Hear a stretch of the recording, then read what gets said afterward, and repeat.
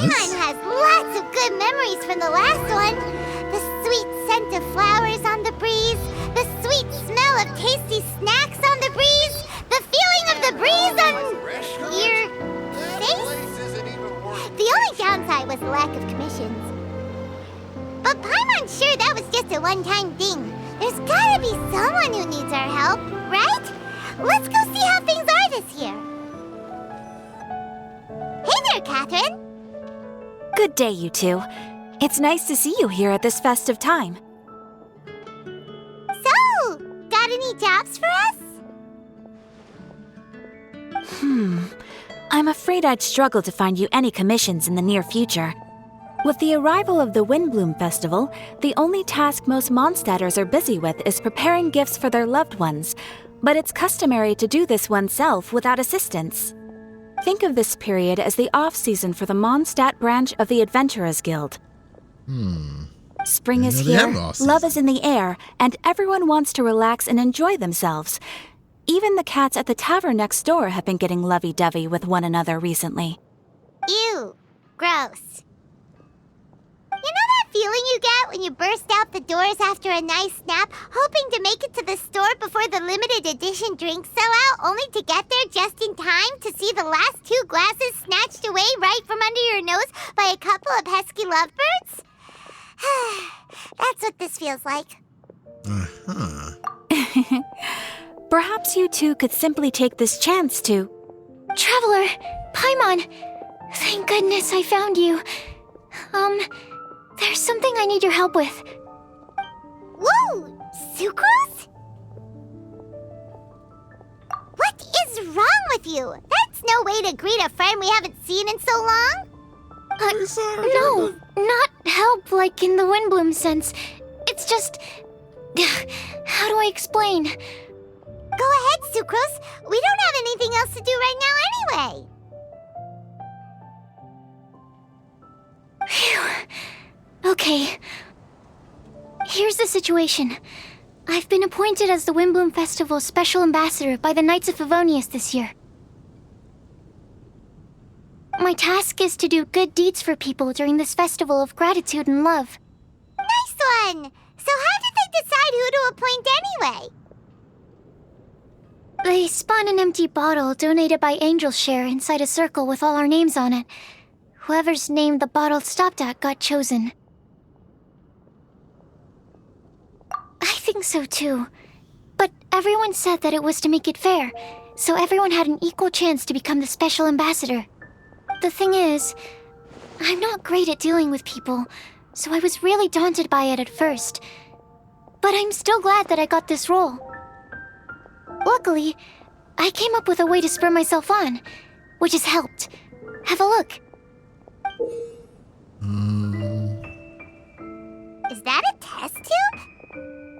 Yep, every time I do a good deed for someone, I get them to breathe into a test tube. That way, I can collect everyone's breaths of joy. For what scientific fascinating. reason are you collecting Are you people's gonna use breath? them in your research?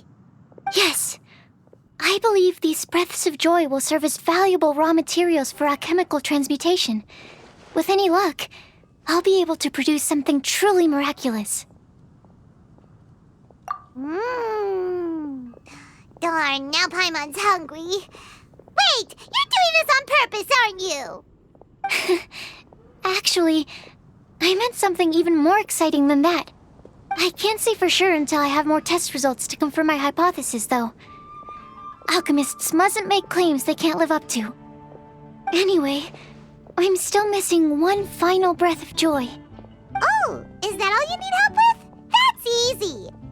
Just treat Paimon to a sweet madame. Then you'll get your last breath of joy. Hey, come on! Paimon's doing her best to help, okay? So, does it need to be more like official or ceremonious or something? No, joy isn't measured in those terms at all. Let me put it this way. Have you ever planted a fruit seed and cared for it while it grows? In the same way that those tender, sweet fruits are the product of your time and effort, the amount of joy derived from an experience is positively correlated to the degree of hardship overcome during it. For example, in my case, I would say that to experience a statistically significant amount of joy, I'd have to do something like spend 6 months developing a medicine formula to a point where it was finally consistently effective. Similarly, in order to collect a significant amount of joy from other people, I have to find ways to do something sufficiently challenging on their behalf. Oh, Paimon gets it now. Long story short, you want us to help you find people for you to help. Oh, that's pretty tough given that it's the Windblume Festival and all. Oh, I figured since you're such experienced travelers, you might have some ideas. But if even you don't know how to approach this... Really? You have a plan? Well, if she's in, then Paimon will help too. With the talking, anyway. But, if things don't work out, can Paimon still get that sweet madame? Oh, come on, Traveler. This is a festival of gratitude and love, after all. How could you refuse? Excuse me, Sucrose? Could I borrow you for a second? Package for you. Oh, sure. Be right back.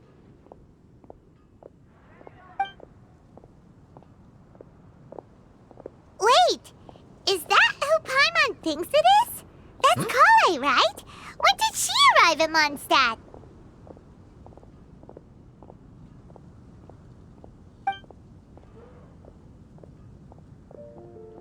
Let's go say hi! I should come all the way over here. That's a very long walk.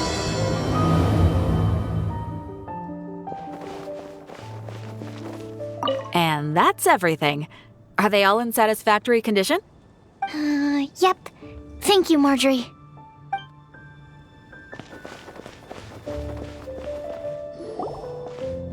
Collei! Hey! Hey, you guys. What are the chances? You were staring into space just now. Something the matter? No, don't worry. I'm fine. I was just looking at a Mondstadt children's book in the souvenir shop over there.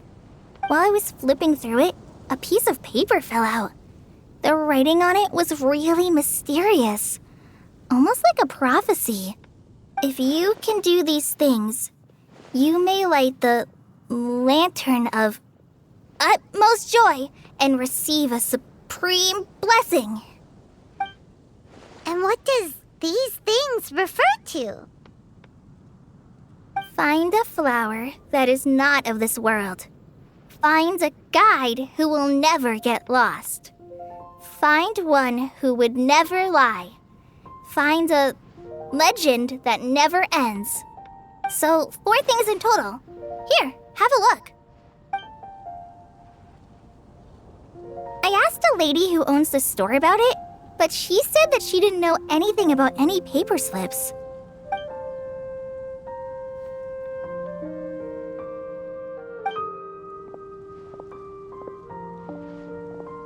Hi there. Sorry to butt in, but what's the name of that storybook you just mentioned? Oh, it was called The Boar Princess. That is strange. I've read that book, and it sounds like that note you found has no relation to the story at all.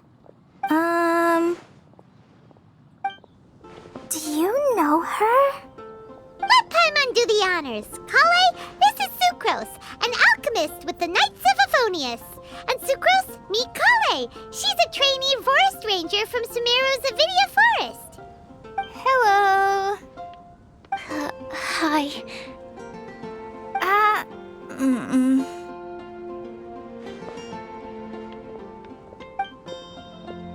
You guys are off to a great start. This is getting awkward fast. They're both so shy. So, Sucrose, what are your thoughts on this prophecy?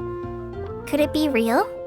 I Without having done any research, I couldn't comment definitively. But if you want my subjective opinion, I don't think that it's a nasty prank or anything. The only people who read children's books are those with a childlike wonder and imagination. Or children, of course. I'm sure that whoever put this prophecy there would understand that. Would they really do this just to spread lies and ruin someone's innocence? I can't imagine anyone being so cruel. That's a great take. I love it. Exactly. Who would want to hurt a child's feelings? Okay, so what do you think the blessing is, Sucrose? If I had to guess, maybe a fairy that can make people's wishes come true or something? I haven't read many fairy tales, so this is pure speculation. With no other information on hand or prior research to compare against, I'm afraid it might not even be worth considering. Wow! Her guesswork is really good, though. I want to pick her brain some more. But will she find it annoying if I keep asking her questions? We've only just met after all. What's the best thing to say to someone you're meeting for the first time? Well, yes. I mean, if possible. Then, what would you wish for, Collei? I'd wish for a better personality. Uh-huh. Huh? You can't waste it on that. You've got a great personality already. That's very kind of you. But if you know me like I do... Collei! I know that voice! It's...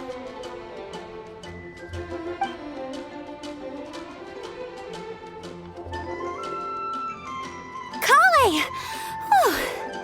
You made good time, huh? You're way earlier than I expected. I spotted your green hair way off in the distance. Good thing my eyes are sharp, or I'd have missed you. Amber! Have you been doing well? Did you finish all the pita pockets I brought you last time? You bet. They're getting yummier each time you make them. Huh? Wait, remind Paimon, have you been to Mondstadt before?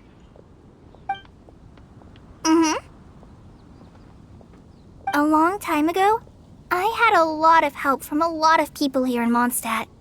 So ever since my Elazar got better, I've been looking out for an opportunity to come back to Mondstadt and tell them all the news that I've been cured. Thanks. If it's okay with everyone, why don't I take Collei for a walk around town? I'd like to show her some of the places she didn't get to see last time. Of course. Fine by me. Sure, go right ahead.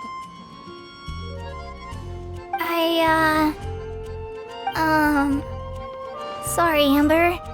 I agreed to meet my traveling companions by the city gate in a few minutes, so I can't go with you just yet. Oh, that's all right. In that case, you guys go rest up, and I'll go see Master Jean to ask for some time off. Oh, okay. Traveler Sucrose, could you look after Collei for now? I'll come get her later and take her out. There's still a whole bunch of people I need to introduce her to. Sure, no problem.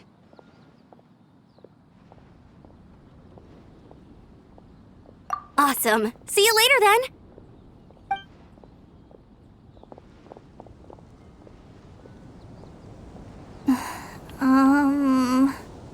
You all right there, Collei? You look kinda disappointed. I'm sorry. I'm just feeling a little shy today. Don't worry about me. Amber wants to introduce me to more of her friends. Am I gonna be able to cope?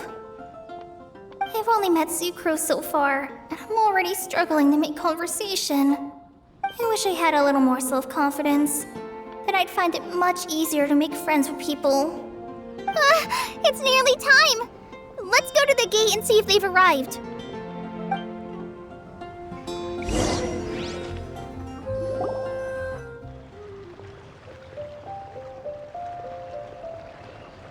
How did they get all the way over here from Sumeru? Why is this humble windmill such a great view? I mean, it's understandable. It must have been a long time since you last came to Mondstadt. Well, he's been here before? Because it is the true Great Vayu Viastra?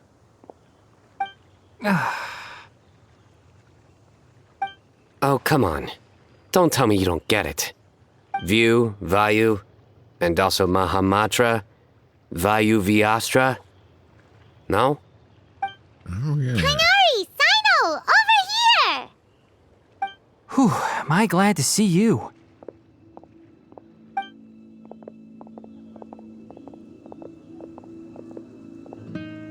And who's this young lady?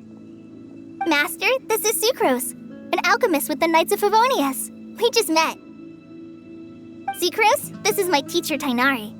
He's a highly respected forest watcher in Sumeru, and he's also a very famous botanist. Collei's exaggerating. I'm Tighnari. Pleased to meet you. So you have a teacher as well. The pleasure is all mine, Tighnari, sir. Yep, he's extremely knowledgeable too. And this is General Mahamatra Sino of the Sumeru Academia. He's really famous in Sumeru as well. Greetings. Though if I might say so, we're purely here for personal reasons.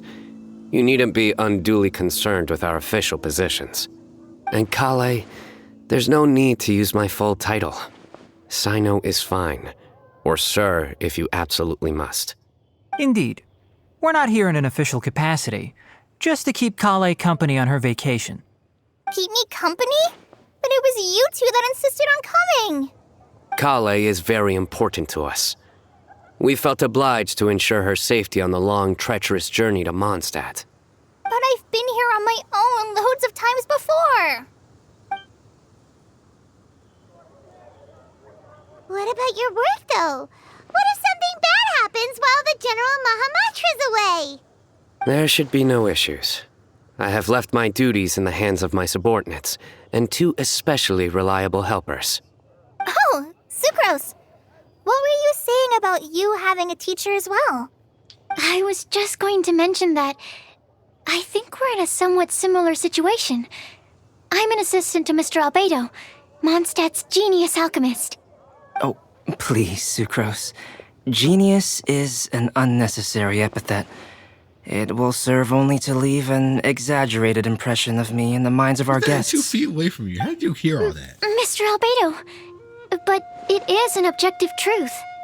Hey, Albedo's here too! Great! The more the merrier!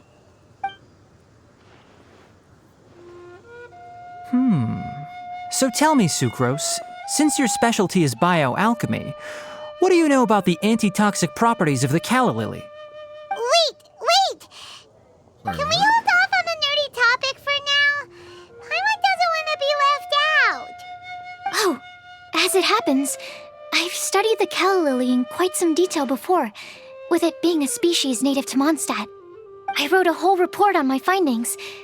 If you're interested, Mr. Tighnari, sir, I can go get it for you. We're supposed to be here on vacation, and you're already thinking about how to improve your herbal medicines? Also, I thought we'd agreed to take on new identities for this trip. What new identities?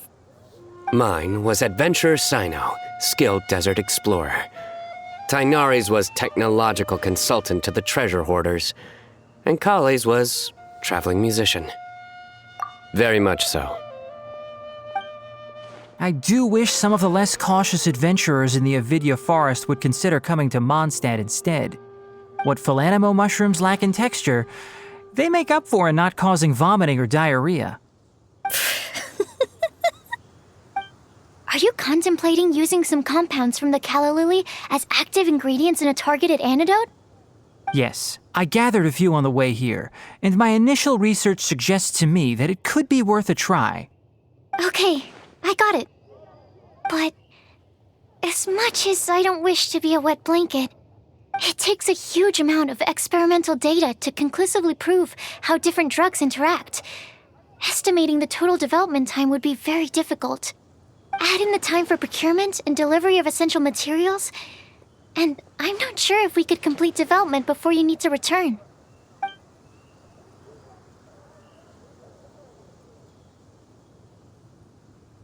Then please, allow me to help. Mr. Albedo. Apologies for my tardy entrance in the present discussion. I understand you're looking to make an antidote for poisonous fungi, correct? If you happen to have some samples with you, or relevant documentation on hand, perhaps you might give me the chance to review them later. But before that, I invite the three of you to look at this.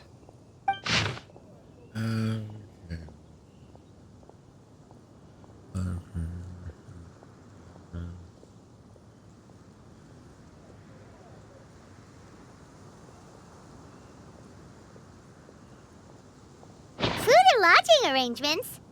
Were you quietly writing this up the whole time? Paimon didn't even notice! Hardly.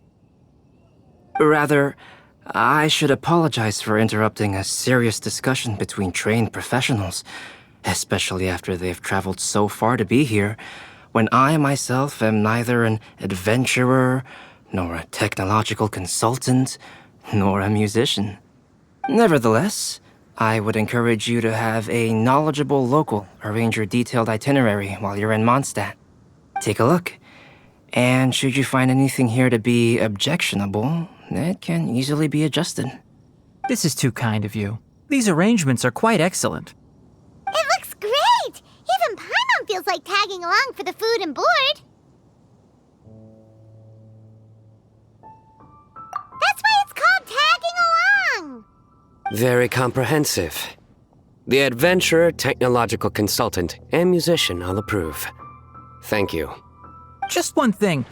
We'd like the chance to cook as well. Why don't we change the group dinner to a camping and cooking trip? I'll help pitch the tents! I can help too. And Paimon will take her to Good Hunter to order some starters. Mondstadt's cold cut platter is not to be missed. Great, then it's decided. Sucrose and I will bring the three of you to your inn for a quick rest. You two, let's meet by the lake this evening.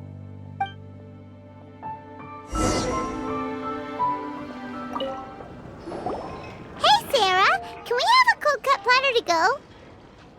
Sure, coming right up. Would you like anything else?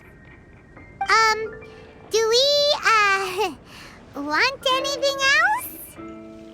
Oh, why not? Yay! So you do remember after all! You're just the best! Paimon will give you the sweet flower from that sweet madame as a Windblume. No need to worry about that! Paimon can make room for good food. All right, just a moment. Oh, that was great. If that was a Windblume treat, then Paimon wishes it could be the Windblume Festival every day.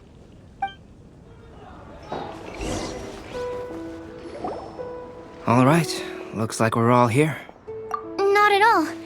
We just came early to set everything up, since we happen to be free today. Collei put up the tent so quickly, but still managed to tie very sturdy knots. You can really tell that she's a professional. I didn't do much apart from passing materials around. Thanks. It's all thanks to Master and Sino. They taught me everything I know. What can I say? For a skilled adventurer, this is just another day on the job. Are you quite finished? Or were you going to sing each other's praises till the moon rises? Come on, let's all sit down.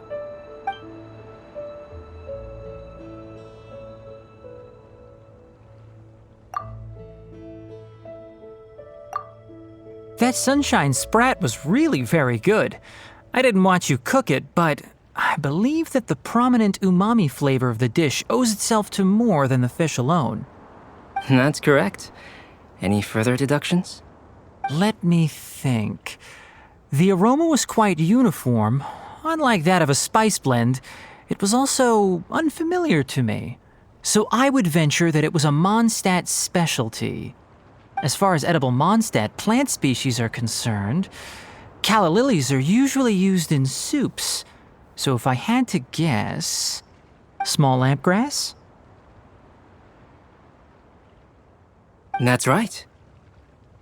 I've long heard that Sumeru's fish with cream sauce is noted for its gentle texture, which brings out the tenderness of the fish. Here in Mondstadt, we're not quite as varied in the use of spices as in Sumeru, but the principle of bringing certain distinct flavors to the forefront through combinations of natural ingredients is very much the same. I liked it a lot. I'm curious as to the exact ratio of ingredients. I'll write a copy of the recipe for you. Would anyone like to try the nutrient-dense meal I made? I'll have some. What about you, Collei? It doesn't look like you've eaten very much. Is your appetite low at the moment? No. I just don't eat a lot normally.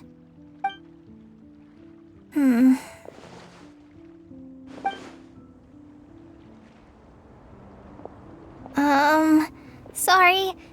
I didn't mean to make things awkward. Tighnari. While we were on the road, we spotted something white, walking on two legs. Was that Paimon? Which day was this? Just after passing through Stonegate. Sino, are you sure your eyes were working that day? Or maybe your hood was blocking your vision? Paimon always flies. There's no way she'd ever walk. Is that right? I thought that you'd made me snacked on too many local ground nuts. No? Not funny? Oh. Ground, you know. As in ground up, but also the ground. Ground nuts make you fall to the ground.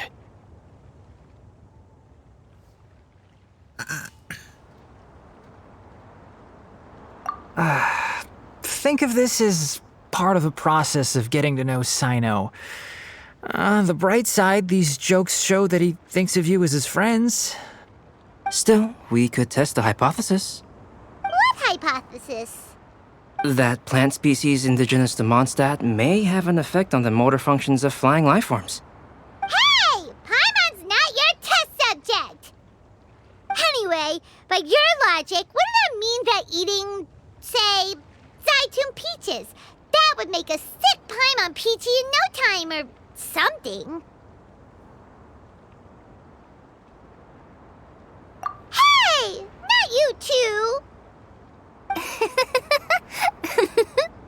I think the Traveler and Paimon's conversations are more entertaining than Sino's jokes. I see. You must have been keeping quiet about this grievance for quite some time now. You seem much cheerier now that you're here in Mondstadt, Sino. Actually, it feels like you're a completely different person. That's because I'm Sino the Adventurer. It's not? In fairness, you only saw him in his work mode while you were in Sumeru. He's actually like this most of the time when he's in a good mood. Yep, it's true. Sometimes when he's eating, he'll grumble about how the bowl is too shallow for the amount of food it contains and other random stuff like that. I understand. Then allow me to reintroduce myself. Before, you knew me as General Mahamatra Sino. Now, please see me as Sino the Adventurer. Yeah, so that's another thing he does. He'll keep repeating something he thinks is funny until you stop trying to resist. So you have two different mental states? Almost like different phases of matter. Interesting. I want to learn to do that too. I think in your case, the two states we would end up with would be highly conscientious sucrose and stupefied sucrose. Oh, by the way, was there any reason in particular that you chose Mondstadt as your destination on this occasion? Oh, well, Lisa once told me that the Windblume Festival is one of Mondstadt's biggest events of the year. I wanted to take this opportunity to give everyone a Windblume as a token of my heartfelt gratitude for everything they've done to look after me. Plus, it was a good chance for Collei to get out and meet some new people. Collei, Lily. What? Collei's Windblume. Maybe she should call it a Collei Lily. It sounds very Mondstadt. There's also cauliflower, which would technically make more sense, but somehow it doesn't sound as nice.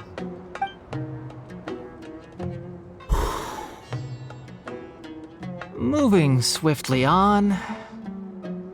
Wow, he just completely ignored the joke and carried on the conversation. Guess sometimes that's the only way forward. Sumeru's been through some major changes recently, and things at work have only just started to calm down. I don't get many opportunities to take a vacation, and this was a chance to join Collei on her trip while also learning a few things about Mondstadt's flora and fauna that I'll be able to pass on to my peers and students on my return. 2 birds with 1 stone. How about you, Sino? I came to ensure Collei's safety. That's just an excuse. Plain and simple. Also, there's the matter of a Genius Invocation TCG custom-made card back. Aha! So you did have an ulterior motive. Have you all played Genius Invocation TCG before? And that is why I am proud to call you my friend. When I first began contemplating getting a new card back, I asked around before eventually deciding to ask the legendary Mr. Calx for guidance. A friend of mine, Sawada, whom I played cards with on occasion, had been to Inazuma for the Irodori Festival. He told me that Calx was a Mondstadter, so I should try my luck there. Calx? Isn't that... You mean, he's a friend of yours? I see. So, you came to Mondstadt in search of Calx. No, that is inaccurate. I came here principally to protect Collei. Did you say? You most certainly did not. Collei's been here on the quiet numerous times, and this is the first time you felt the need to join. Not only me, same applies to you too, doesn't it? If my writer friend were here now, I'm sure he would describe this curious coincidence as having the makings of a good story. It's always a pleasure to meet a fan. Oh, here he comes. Wait, you mean you're Mr. Calx? Having my new friends address me by my pen name feels somewhat unusual. Please, just call me Albedo. Huh. So you're Calx. Sino's been talking about you non-stop recently. He's intent on getting you to design a bespoke card back for him. You didn't have to say all that. I don't usually take private commissions, but I believe that we are friends now, all of us. Our conversations have been deep and interesting, and Sino, your passion for this game is indeed one of a kind. I can see it in your eyes. Obviously. And given that you've come all this way from Sumeru to see me, I'd be quite honored to take this commission. Wow, your teacher's so nice. I feel the same about yours. Well, they definitely have different personalities, but they're similar when it comes to their character. So, how much should I budget for the timeless masterpiece you will produce for me? Surely, timeless masterpiece is something of an overstatement. Any artwork fit to appear on the reverse of my card decks is by definition a timeless masterpiece, even if I do say so myself. Don't mind him. These TCG nut jobs are all like this. I see. So, this has an almost religious significance. Well, for starters, I'd like to hear a few more of your jokes. Oh! My jokes? You like them? I do. Really? I didn't see you laughing. Yeah, well, the joke's ability to induce laughter is a separate matter. but I certainly find them fun. If I might interrupt, does anyone else smell something strange? My nutritional meal! Will it be okay? Should we go over and take a look too?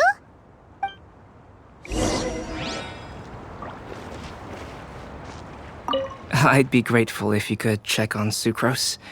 As for our new friends here, leave them to me.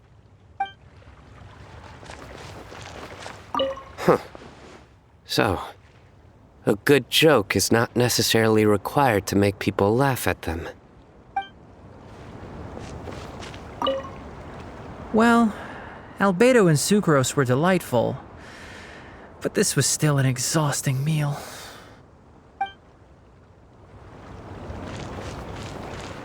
The cooking pot. Is everything okay?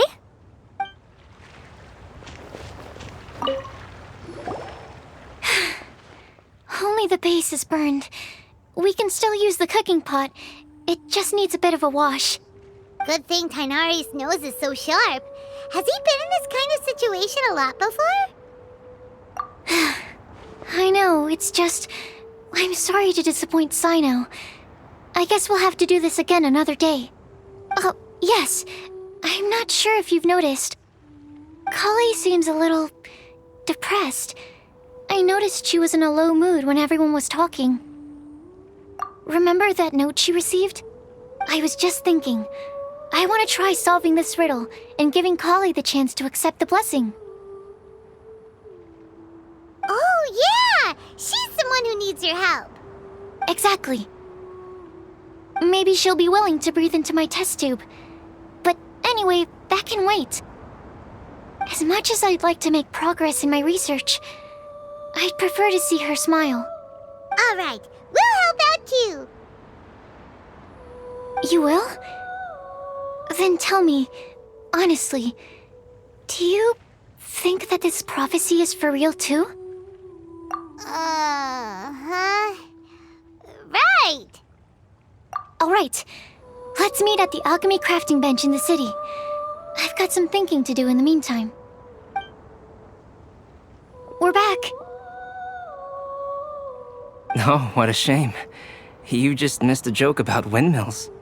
Stop, please. I don't need to hear it a fifth time. That bad, huh? Well, now Paimon really wants to hear it for some reason. Didn't you say you want to see the Dragon of the East at some point? When are you going? Tomorrow morning. And you? What are your plans? I'll go into the mountains to have a stroll and collect a few plants as samples. Oh, perhaps I could join you? I'll be looking for inspiration for these card back illustrations. Found you! I knew I was onto something as soon as I saw the fire. Wow, you have really sharp eyes. That's an outrider for you. Uh-oh. Did we break the fire safety rules or something? Actually, you didn't. Strictly speaking, you should have reported your plans first. But since two of our very own alchemists are here, I'm happy to look the other way. Yes, introductions. I'm Amber, and this is the Reconnaissance Company Captain Eula, a good friend of mine. Good evening. You are friends of Collei, yes? A pleasure to meet you. Oh, Amber and Eula. The pleasure is ours. I've heard a lot about both of you from Collei. Oh, really? All positive, I hope. You asked that last time too. Of course it was positive. I'd say. We hear the latest news about you every time you write to Collei. Glad to know we've made a good impression so far. Anyway, we're just here to collect Collei, so don't let us interrupt your chat. Come on, Collei. We're gonna take you to check out a few scenic spots. Okay, great. Still as high energy as always. You know Amber? Yes, we've met. She's Collei's most important friend. And for that, we are also very grateful to her. That's Amber for you. Her outgoing personality means she can make friends with just about anybody. It's getting late, and we still have a lot lined up tomorrow. I suggest we all head back and get some rest. All right, I'll start packing up. You're gonna get the tone-deaf bard to check out that note, aren't you? Guess Paimon knows you pretty well, huh? Knowing him, he should be hitting the taverns around this time. We can go corner him and make him answer our questions. Let's move!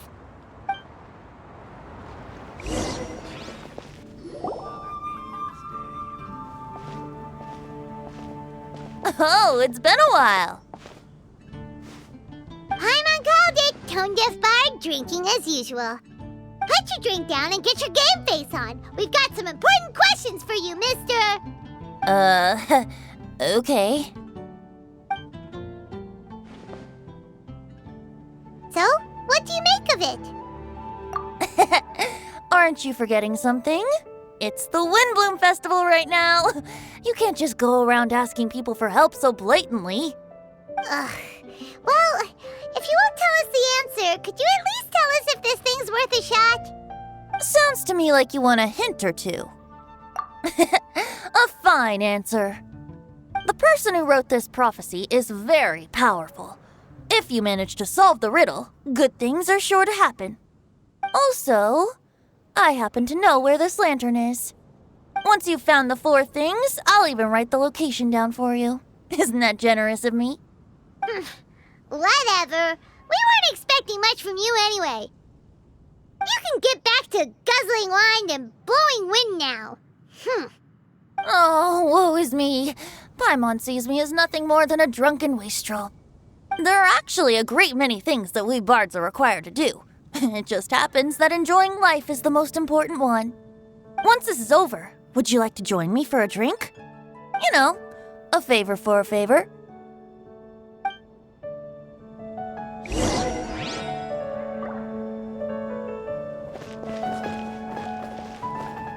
Or, given the way that you're staring at me, perhaps you'd like to get me that drink now? I, of course, would be most amenable to that. But I believe you have friends waiting for you. Don't worry, there'll be plenty of time during the festival. A flower that is not of this world. Not of this world. Sucrose! We've got some good news and some bad news.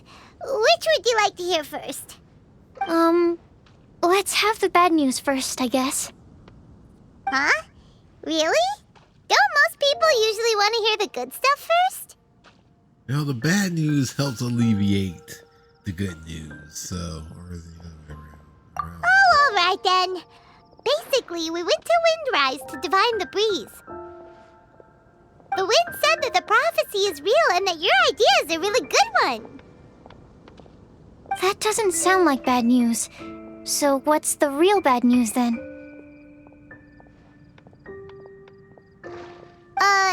Paimon ate the bad news!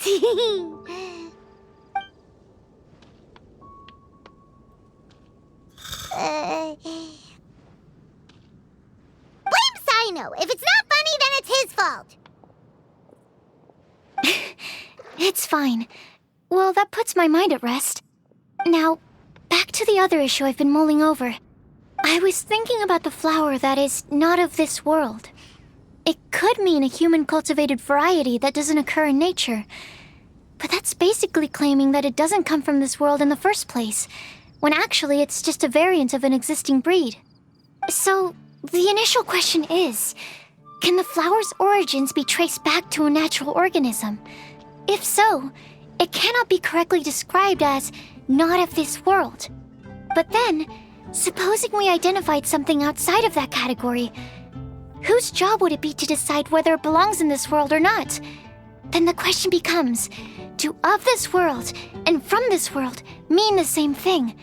Or is it deeper than that? Whoa, slow down! Paimon's head is already starting to spin! Okay, I did have one other line of thought as well. What about a flower created using alchemy? Would that be not of this world? Albedo may know the answer, but asking him right away would be like asking the teacher for the answers to your exam paper. It would render our search for the truth meaningless.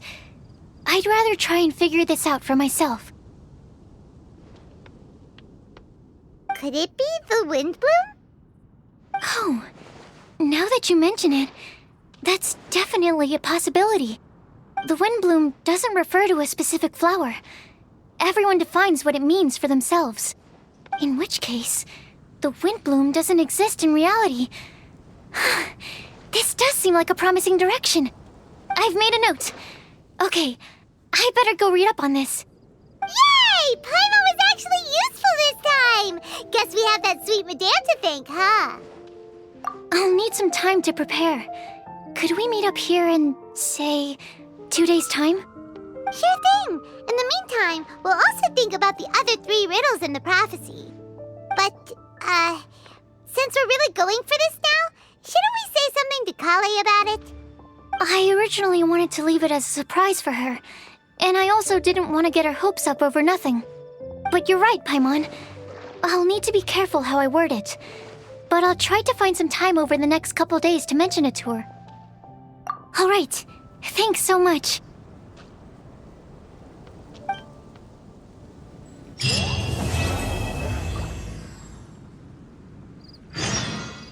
Two days later. Today's the day! Let's go meet up with Sucrose.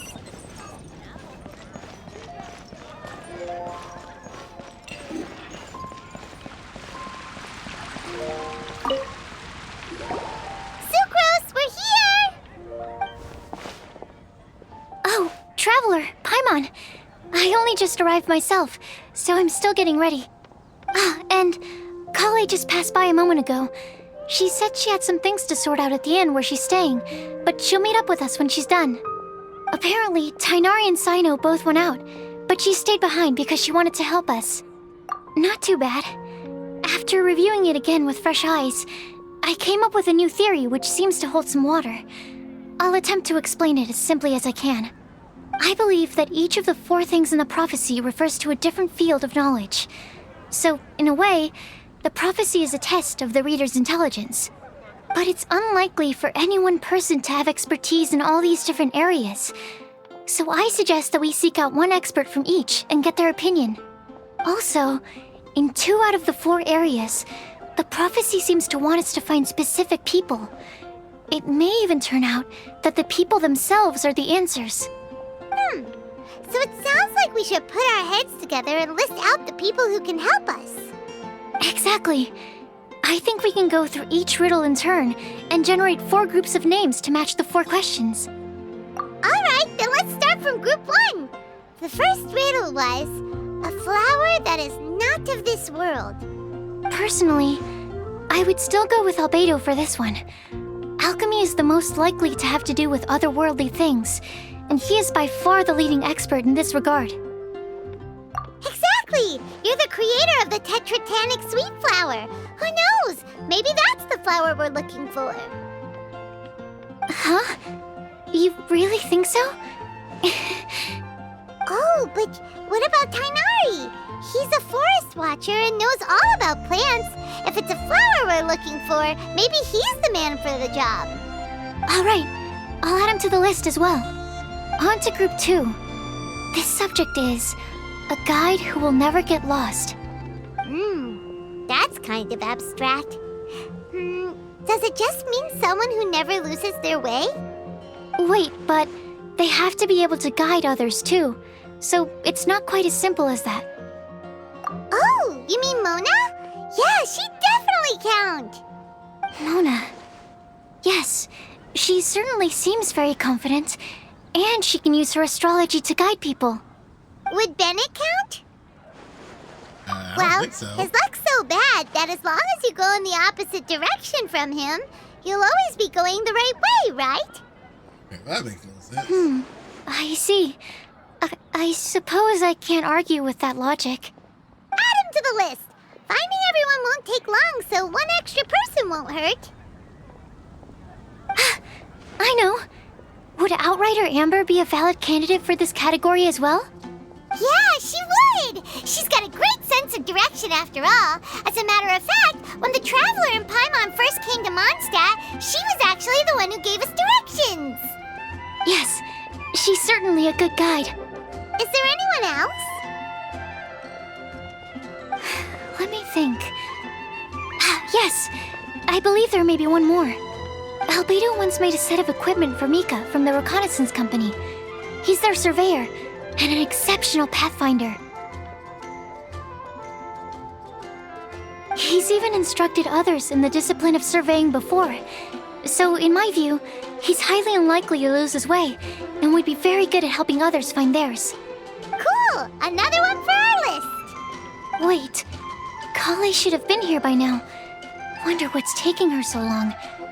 Sorry, could we continue our chat somewhere else? Oh, you wanna go see how she's doing, right? Sure, let's all go.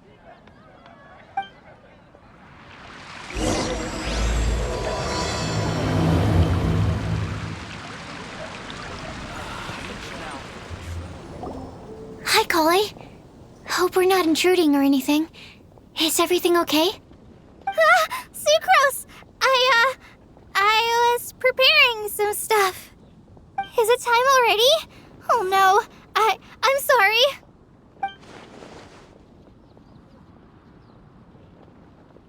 Don't worry. The Traveler and I only just met up.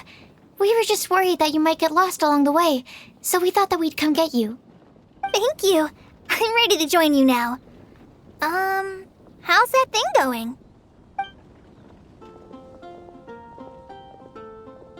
So let's pick up where we left off. Next up is the third line. One who would never lie.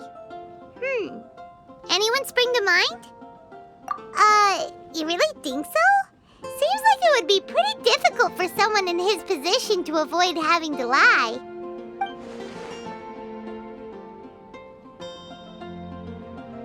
Then what about Kaya? He's the cavalry captain and a rather popular figure, but... You think there's something fishy about him too, huh? Yeah, he's definitely a sneaky one. Bet he lies all the time. I can't help but agree with you there. There's the tone-deaf bard. But on second thought, he wouldn't qualify either. He talks way too much nonsense. Is there anyone else we're missing? Acting Grandmaster Jean? She has a good name in that regard. But from what I know, she sometimes covers up the truth out of concern for those around her. For example, when Lisa loses track of time in the library and misses her patrol shift, Jean will come up with some excuse, like Lisa's ill today. Also, she sometimes makes up stories to get Klee to behave, like the one about the big monster that comes to catch naughty kids who don't go to bed on time. Do you think that rules her out? White lies are still lies, but do we really have to reject her because of some harmless fibs? It's not like she had evil intentions. No, we're the ones being strict. Rosaria doesn't strike me as the type of person to lie. Oh, Collei, you probably haven't met her yet, have you? She's a sister from the church who looks, a little scary and not very sociable. She stopped by the alchemy bench once, a long time ago, and asked me about Albedo. I thought maybe she was trying to find him, for work or something. But when I asked, she just said that she was curious about him because he was so intelligent, and wanted to talk to his assistant to find out what he was like. A lot of people might have given a more tactful justification, but I could see in her face that she wasn't trying to hide anything. She was just very direct and straightforward. That's why I don't think of her as the lying type. Rosaria doesn't look like the sort of person you'd want to get into a fight with. Maybe she just fights her way out of situations that some people might lie to get out of. I can definitely see that. I've also heard the other sisters say that Rosaria doesn't even make excuses when she skips choir. She just doesn't show up. She's a tough cookie, huh? Let's put her name down.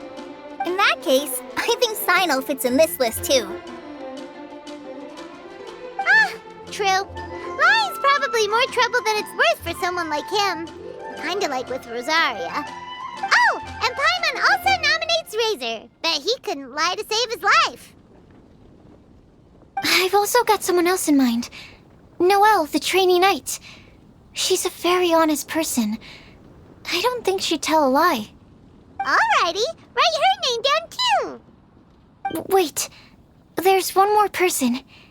You know, our long-standing staffer at the alchemy bench. Huh? You mean Timaeus? Yes, him. Truth be told, he's been love-struck recently. Oh, really? He swore that he wouldn't say a dishonest word or slack off until he succeeds in getting the woman he loves. Timaeus has a crush? Yes, that's right. Well, who is it? Do you know her? I've never met her. All I know is that she's from Liyue.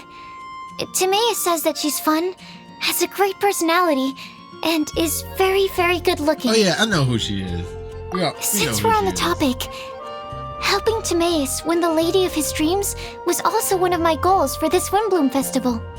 But how can we help with that? I don't know. Make sure he uses nice paper and a fancy envelope when he sends letters to her. Help him pick a nice gift and wrap it properly. That sort of thing. Yeah. I had the same situation once in the Avidia Forest. I helped another forest ranger out by delivering a love letter to the coworker she likes. Yep, that sort of thing exactly. Oh, also, I helped him with some of the groundwork for one of his research projects. He must have appreciated it, because he gave me a refrigeration device that he's been developing as a thank you gift. Is it any good? I mean, it looks nice. Sounds like a no. Alright, guess we'll put Loverboy down on the list then. Okay, so last of all, we have a legend that never ends. Anyone come to mind for this particular line? Lisa, perhaps? A librarian understands books best, and aren't most legends written down somewhere? When I think about legends, fairy tales and picture books come to mind. Maybe Collei. She read a lot of fairy tales when Tainari was teaching her to read.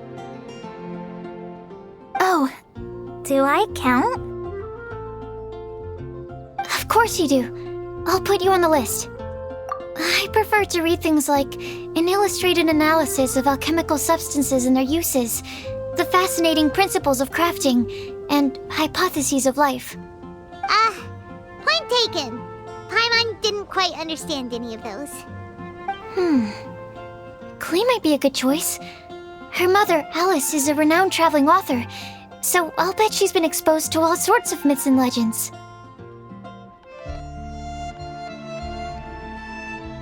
Alright then, Klee makes the shortlist. Well, that should just about do it. Next up, we should go and ask the people on the list about the prophecy. Do we have to ask absolutely everyone on the list? It seems like a lot of people. It is. So, I was thinking that perhaps we should split up. That might make our search more effective. Okie dokie. Also, I've thought of a method of gathering feedback. No problem. We can do that. You and the Traveler are practically joined at the hip, so you two can go together. I'll pair up with Collei. Capable Collei and sensible Sucrose. Sounds like a winning combination. Okay, I promise I'll help. Capable Collei. Yeah, I got this. Rest assured that the unbeatable Traveler and Paimon will do our part too. Off we go!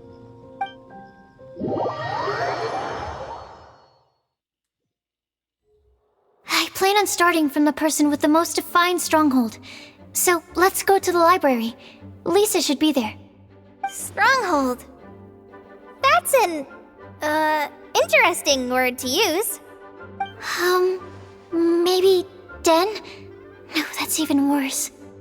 How about layer?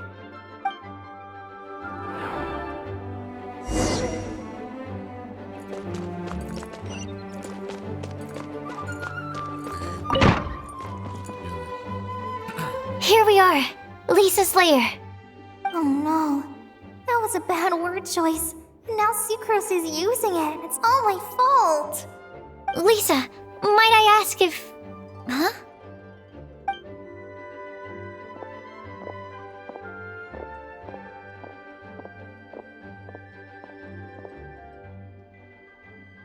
Sucrose. Collei, what are you doing here?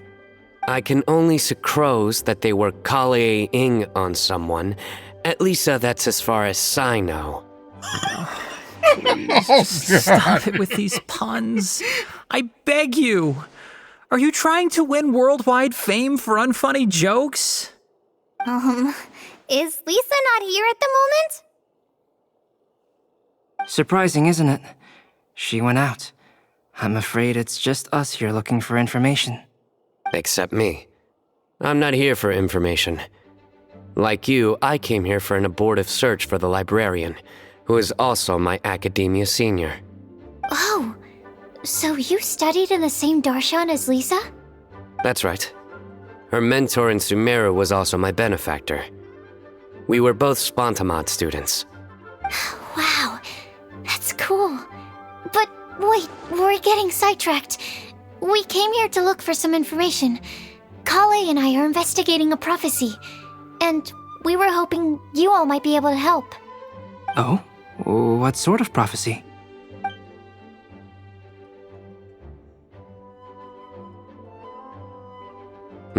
I see. You want to ask them about the flower that is not of this world, and me about the one who would never lie. But there's no rush. You don't need to answer right away. We're just here to tell you about the situation. You can take your time to think it over and submit any thoughts you have in written form to the Sucrose mailbox. The Sucrose mailbox? Yep. I was thinking about it on the way. And although they seem like trick questions, there's a lot to mull over once you get down to the details. A quick answer off the top of your head might not go into enough depth. So, I decided to place a mailbox next to the alchemy crafting table. Everyone can submit their written answers there when they're ready. We don't have to call it the Sucrose mailbox, though. It could just as well be called the Sucrose and Collei mailbox. Or even the Sucrose, Collei, Traveler, and Paimon mailbox. I think in this case, we can just go with your quick answer off the top of your head. Sounds like a good solution. Certainly more reliable than verbal discussion alone. Agreed. Certainly when it comes to discerning whether someone is a liar or not, you cannot simply take them at their word. Understood. Once we've had a look into it, we'll place our replies into your mailbox. Thank you all so much. Okay, let's tick them off the list and carry on working our way down. Already done.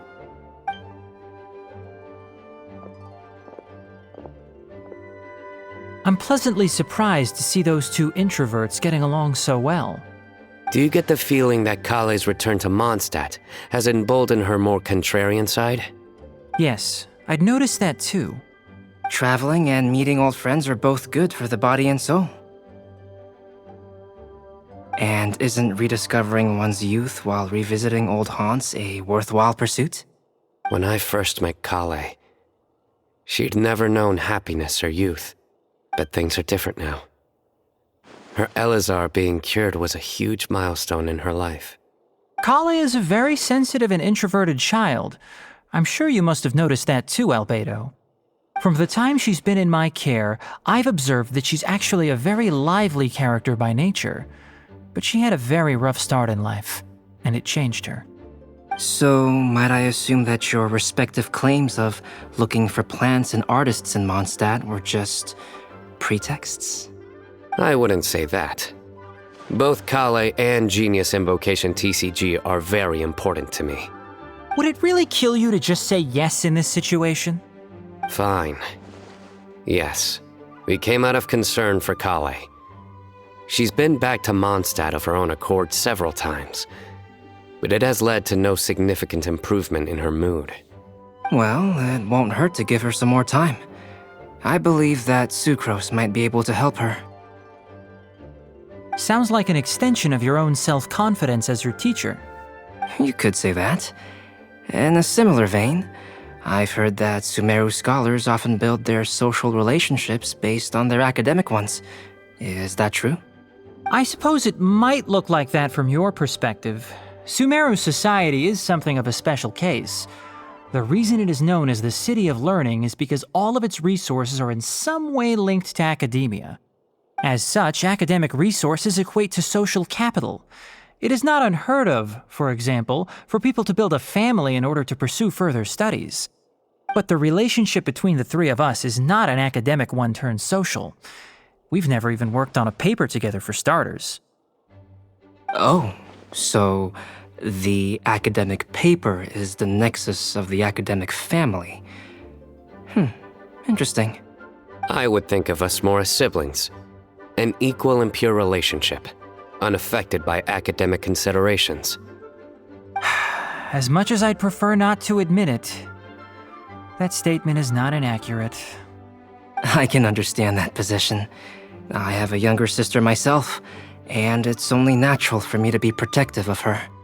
What you described fits the idea of a city of learning, as I imagine it. The family is where all social relationships intersect. As such, a family founded on common goals may actually be more stable. By the way, who's the eldest between you? Let's not go down this rabbit hole, please. In terms of age, I'm the eldest, of course. He just doesn't want to admit it. But your mental age is younger than that. I dare say even by enough to be the youngest sibling. Perhaps I could bring Collei into this happy family to be your elder sister. No. You will never see me admit to being the youngest sibling. Except perhaps as a last-ditch effort to turn the tables in a game of cards.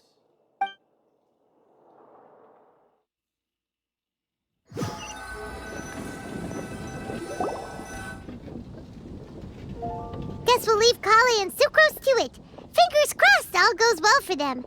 Now then, where should we go first? Let's try our luck at the bulletin board, shall we? A lot of people tend to show up there at some point in the day. Maybe we'll get lucky. Nice! Just as we hoped! There's a load of people here. Huh? Even Lisa's here. Hey there, Traveler and Paimon. It's been a while. How have you been? We've been doing pretty well. You look surprised, cuties. Is it because of me? Teacher is not at the usual place. Oh, please. It's not as if I'm glued to my chair. I like to get out for a little fresh air every once in a while. Mika's here today, so I thought it'd be a good time to introduce him to Bennett and Razor. They're all out and about quite often, so it's helpful for them to get to know one another. Hello, everyone. My name is Mika. I look forward to working with you. No need to be so formal. We've known them for ages. They're cool. Windblume. Fun? Actually, we haven't gotten to the fun part yet. We've been busy investigating a prophecy. A prophecy? What kind? A good one or a bad one?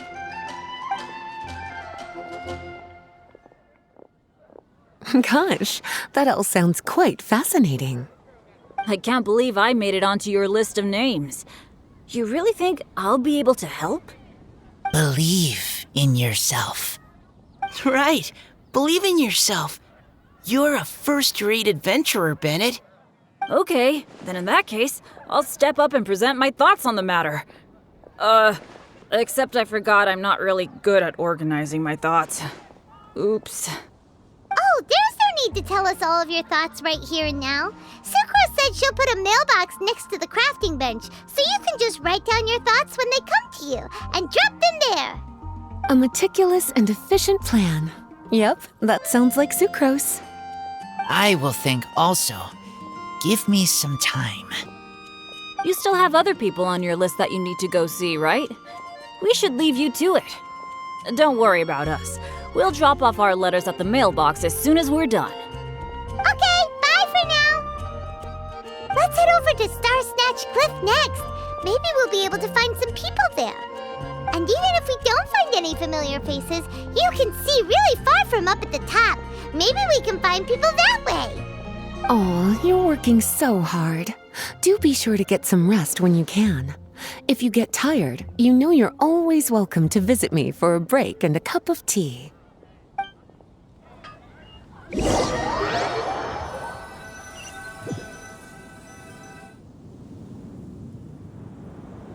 Where to next? Let me check my notes. Huh, this way. Got it. Collei, please follow me.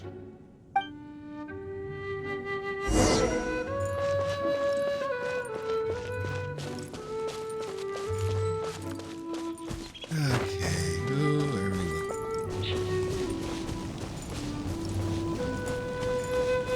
Over there.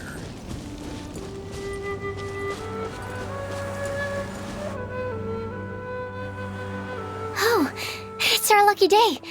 There are several people over there. Amber? Wow, and Eula's with her too.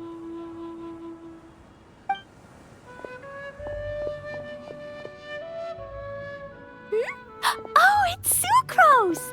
And Collei also spies the girl with the long scarf. Collei, we were just talking about you. Ah, right. I don't think you've been introduced to Noelle before. Collei, this is Noelle, maid of the Knights of Favonius. Nice to meet you, Collei. I missed you the last few times you were in Mondstadt, so I'm glad to finally meet you in person.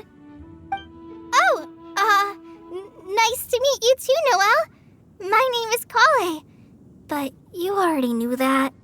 Relax, you two. There's no need to be so courteous. We're not on some kind of diplomatic mission here. Collei, what are you doing here? Are you planning to blast some fish? Nope. Collei's on patrol with the other knights. Huh. Now that you mention it, it looks like everyone here's a Knight of Favonius except for Collei and me. I'd heard that there was a very young knight in the ranks, but it's still a surprise to see with my own eyes. Collei, what do you do? I'm a trainee forest ranger in the Avidia Forest. Trainee? It means I'm not officially a fully qualified forest watcher yet. I'm still learning. Oh, you're just like me. I'm still working towards becoming a fully qualified knight. Technically, though the distinction is hardly relevant right now. This isn't a very formal patrol. We're just chatting. Don't panic, Collei. Just pick a topic and join the conversation. Don't panic. Whatever you do, don't panic. It's just Amber and her friends. There's no need to be nervous. Let me guess. Were you chatting about the new guests in town? Yup. A few folks from Sumeru have come to visit, so we're brainstorming a few nice surprises for them. Amber! Sorry, At least I didn't say anything about what the surprises are. Oh no. How am I supposed to join this conversation now? What do I say to that? Speaking of nice surprises, we've actually had a fairly big one recently. What kind of surprise? Tell me! I'm saved. Sucrose has given me a lead-in. Now, I just need to follow on from what she's already started talking about.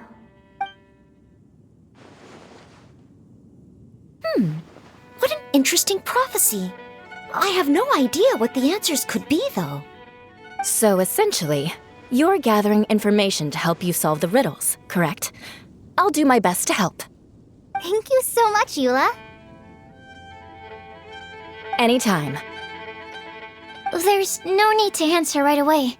We'll put a mailbox next to the crafting bench for people to drop us a note once they've thought of something. I'll drop something in there for sure. Nice idea. I think we can all commit to writing a note. We'll see what we can come up with. Yup, don't worry. You can count on us. But we do have to finish our patrol first. What route are you taking today?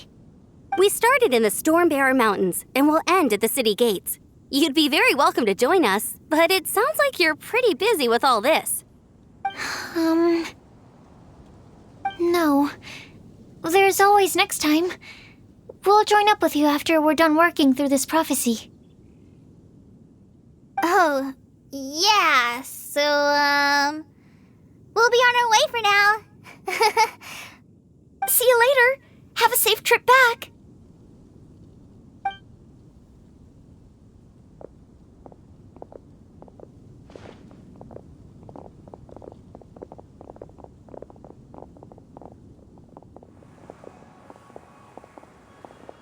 Are you okay, Collei?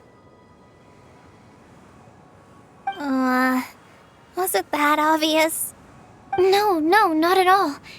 It just looked like you had something on your mind. So that means it was obvious. Whatever's bothering you, you can talk to me about it if you want. I'm happy to help. Thanks, Sucrose. Well, the truth is, I don't really know how to act around Amber and the others. Really? I thought you two were good friends. We are. Amber's a really important friend to me. I don't know. I guess if I'm being completely honest, the problem's probably with me. The first time I came to Mondstadt, I was really immature. I didn't want to let people in, and I was generally pretty awful to everyone. Amber was the one person who didn't give up on me, and if it wasn't for her persistence, I wouldn't have found a friend at all. Without Amber, I might not even be here today. And because of that, I really look up to her. I think of her as my role model, and hoped that maybe one day I could learn to be like her. But after trying and failing for several years, I think I finally realized I'm no Amber, and I never will be. Looking back, it seems silly that I ever thought like that. We're nothing alike at all. My personality's so weird. I always get so anxious and I overthink everything. Aw, Collei, don't say that. Sucrose? Would it be okay if I told you a bit about my past?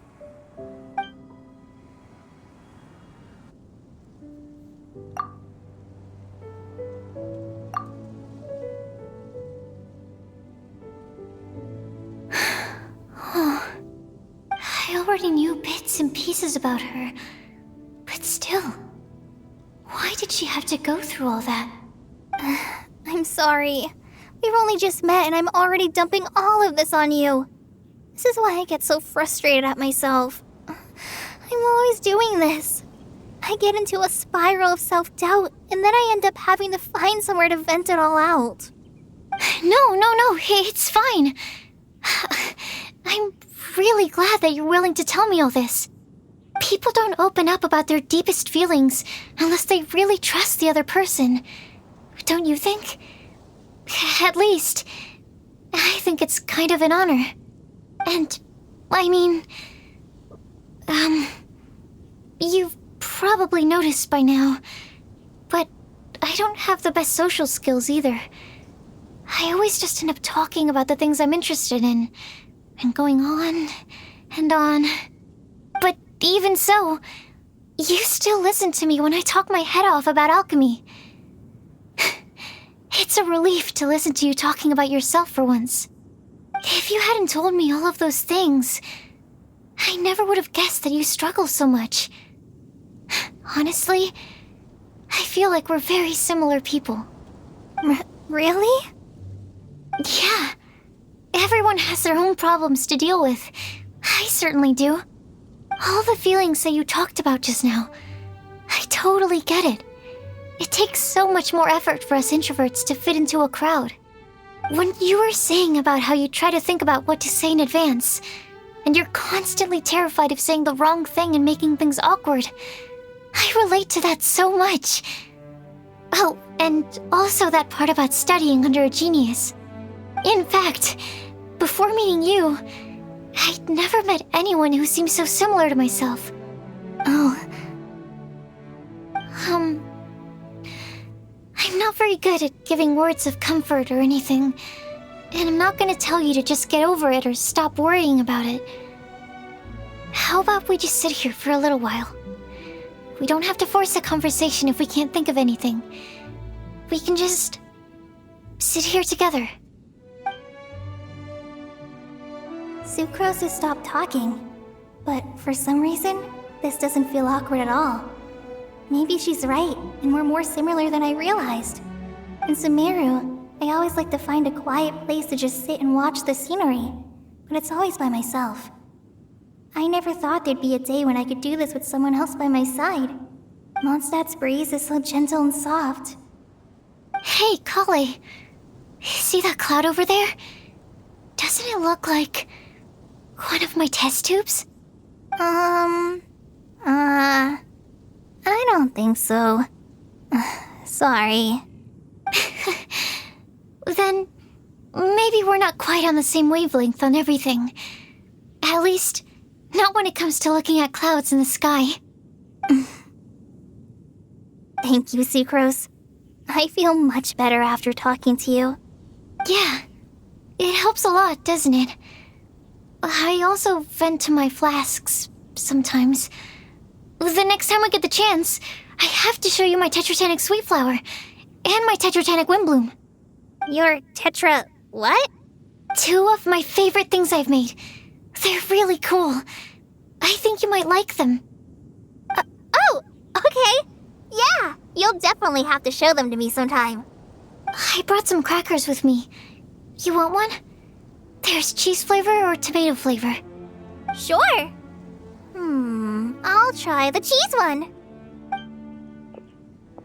Aw, look! They're enjoying the scenery together. Shall we go play with them?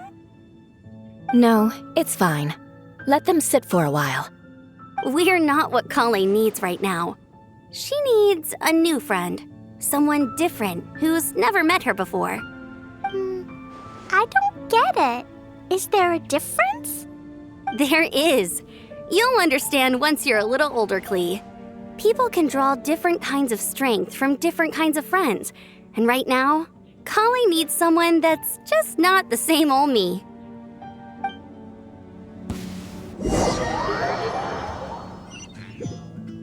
Star Snatch Cliff! We made it!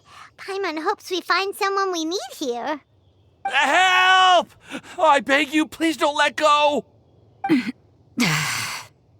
Who's that yelling? Let's hurry and take a look.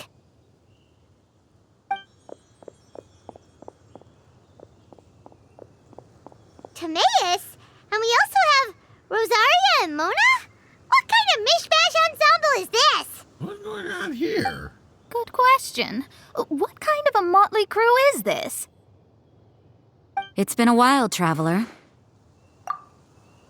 You two are looking pretty good. I trust you've been well. Yep, we're definitely faring a lot better than this poor guy on the ground. Hey, please don't rub salt in my wound. I really have been trying my best. Oh, you're one to talk. If this sister hadn't grabbed you in time, then you'd have been seriously hurt, if not dead. I know. I really am grateful, miss. I can't thank you enough. Don't mention it. Just lending a hand. Quite literally. And had she not lent him a hand and pulled him up, he would have gone tumbling down the cliffside. What happened? Did Timaeus almost fall off the cliff? Well, so what actually happened was I came to Star Snatch Cliff today to pick some flowers and ran into Mona on the way. She took a look at her scry glass and advised me to turn back because it would be dangerous. But you still came up here anyway? Well, yes, I did, because there's something I just had to do. Oh, I hardly think giving flowers to your crush is worth throwing one's life away for. It's rare to run into someone with a death wish in this area. I don't have a death wish. I just didn't think it would really come true. I mean, when Mona said it would be dangerous, I thought I'd be fine as long as I watched my step cautiously. I'm sorry, okay? I was wrong. I'm telling you, I'm just here chasing the love of my life.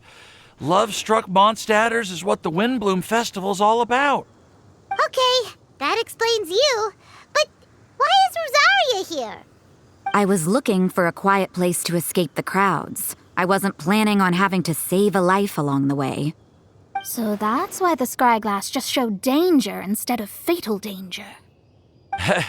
Very funny. Anyway, Traveler and Paimon, what brings the two of you to Starsnatch Cliff?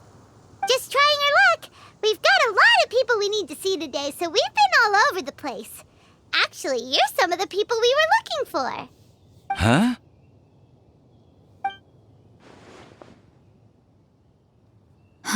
I see. So all we'll need to do is find some clues, make a note, and drop it off at the mailbox? I can't believe there's a prophecy like this, let alone that I have a part to play in it. Oh, I guess this means everyone will find out about my crush now. I came here because I wanted to give some Cecilias to the girl I love. They'll really suit her. She's... No one asked. Please, do not subject us to your gushing about your girlfriend. You saw right through me. You said you need clues, right? Well, in that case, Mona Magistus the astrologist will provide you with a personally handwritten letter. Just wait for it to show up in your mailbox. You can be on your way now. We won't keep you any longer. All right, then let's head back for now and meet up with everyone else.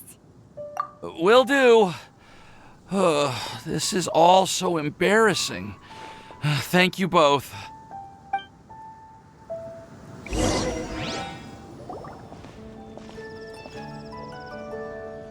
We're back! Oh, but it looks like you two beat us. Welcome back.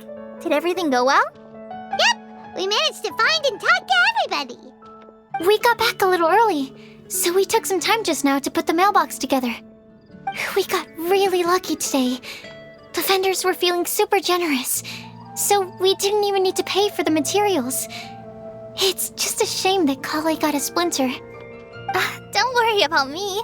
I'm used to working in the rainforest. I get splinters all the time. I've already taken care of it. We've already wrapped up everything on our to-do list for today. So, all we need to do now is wait for everyone's letters to arrive. Traveler, Paimon, why don't you get some rest while I keep an eye on the mailbox? You're definitely your master's student, Sucrose. As long as you or Albedo are around, Paimon can relax and know that everything's taken care of. Stop. You're embarrassing me. Wait. Actually, there's one thing that still needs taking care of. Paimon's starving. Hey, Traveler, you want to get dinner? Your treat. Yeah, I'll go sure with feels like Sucrose to Alice return the leftover materials to the vendors. You two, go get a proper meal. We can't have anyone going hungry. Yeah, now would be a good time for a break. Once everything is ready, let's meet up here again and collate all the information we've gathered. Sounds like a plan.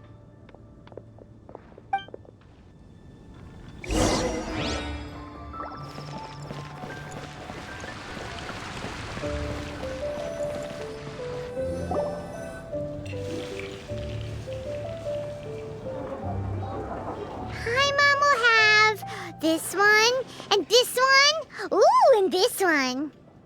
Hey, Paimon's really hungry! And don't forget, Paimon's also ordering for you, too. It's not like Paimon's gonna eat everything by herself.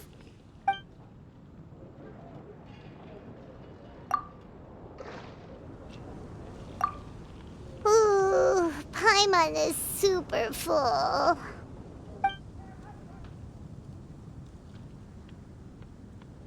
Is everything packed up and ready? What do you think about meeting up at 5 to go to my house? Yes, everything's ready. I've packed some great wine and smoked ham. Oh, your parents will love it. Ham? Look, we've known each other for quite some time now. Don't you think it's been long enough for you to remember that we only eat bacon in my house?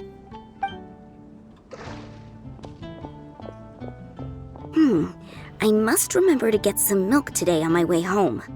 Please, feel free to pay a visit to Cat's Tail anytime. Enjoying the scenery? Oh, Tone Deaf Bard! Are you here for some food as well? Oh, I can put something on your tab? Well, that's a pity. I already had a few drinks before coming here. I shall take you up on your kind offer another day. There should be no shortage of opportunities in the future. Anywho, you should be getting ready to thank me. I come bearing good news. What kind of good news? Behold!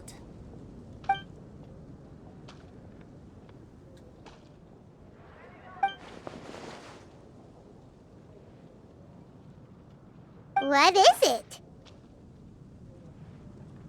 It's what you need the most right now. The answer to the prophetic puzzle. Simply head to the location marked on the map and you'll find the lantern you've been looking for.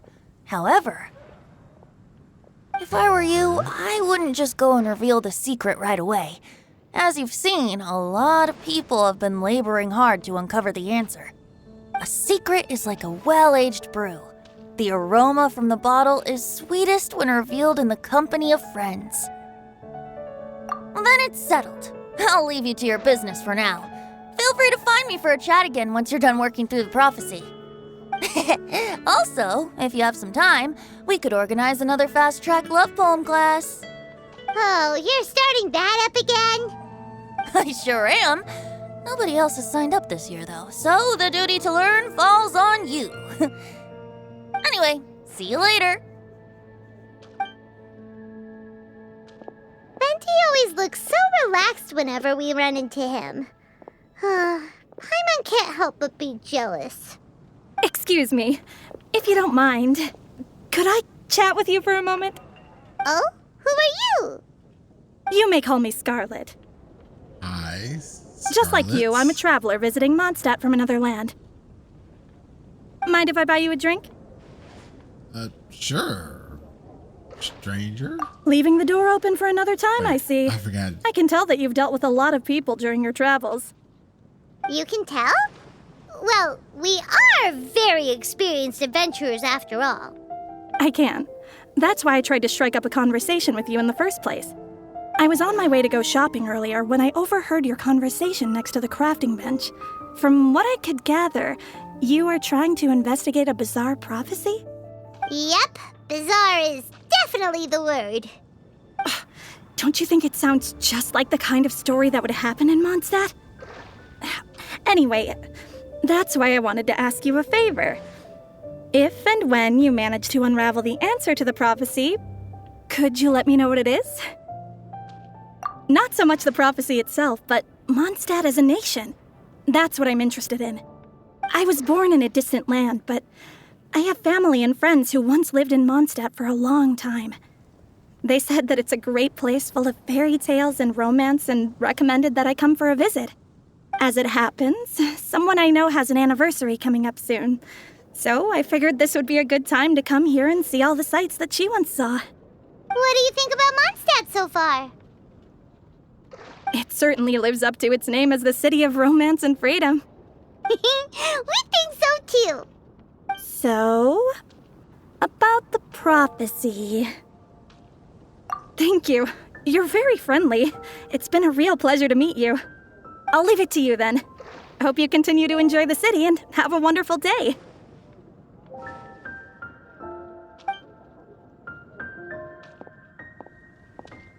She definitely isn't dressed like a local, huh? Where do you think her hometown could be? Please find me a flower that is not of this world, and a guide who will never get lost. Find me one who would never lie, as well as a legend that never ends.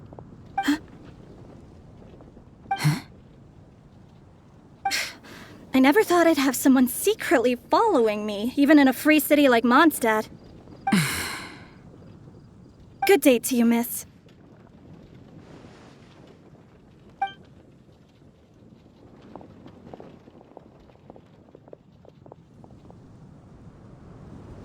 Yeah, that lady seems suspicious. I better keep an eye on her. The next morning. It's time! It's time! Let's go meet Sucrose and Collei at the crafting bench! Hey, we're here! Traveler, Paimon, great timing. We got a lot of letters in the mailbox, and I just finished sorting them into 4 groups. Nice work!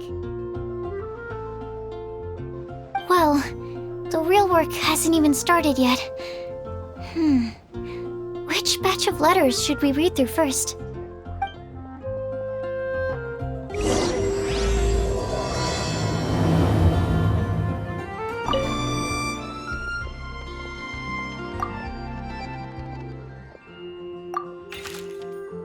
Okay, I'll read all this.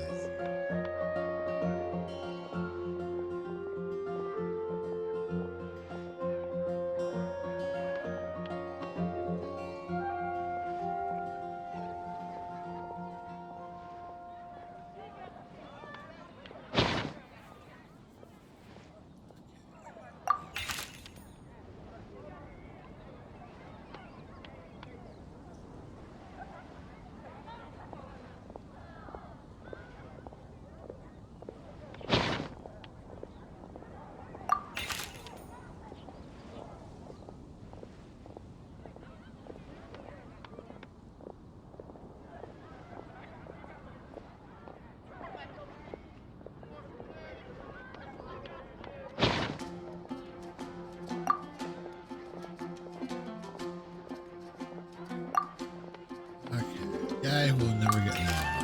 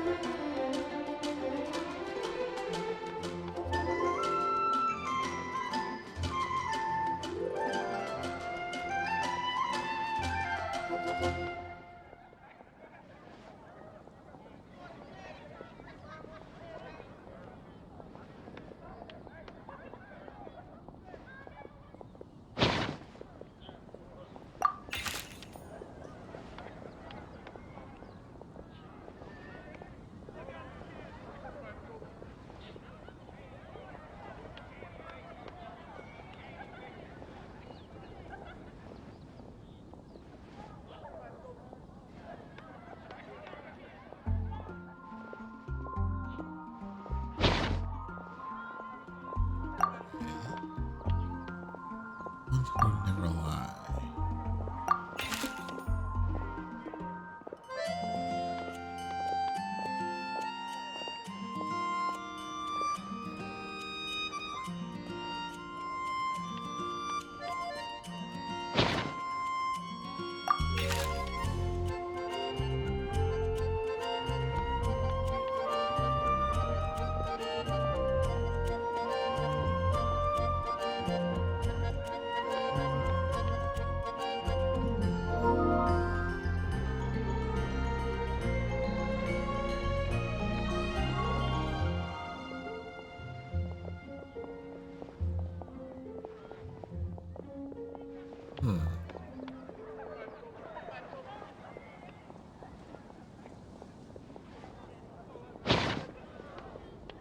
Okay, so, alright, question.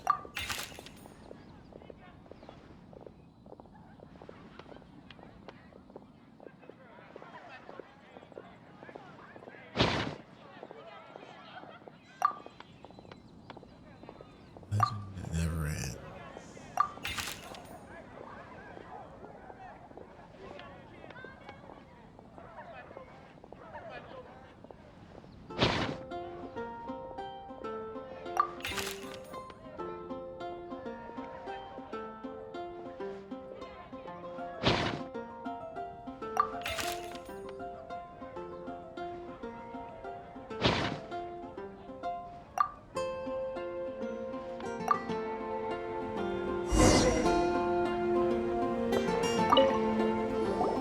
Let me quickly summarize what we found out about a flower that is not of this world.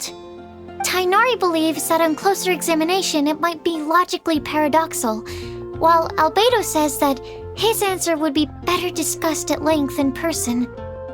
As for my answer, I think a clock in the shape of a flower would constitute one that is not of this world.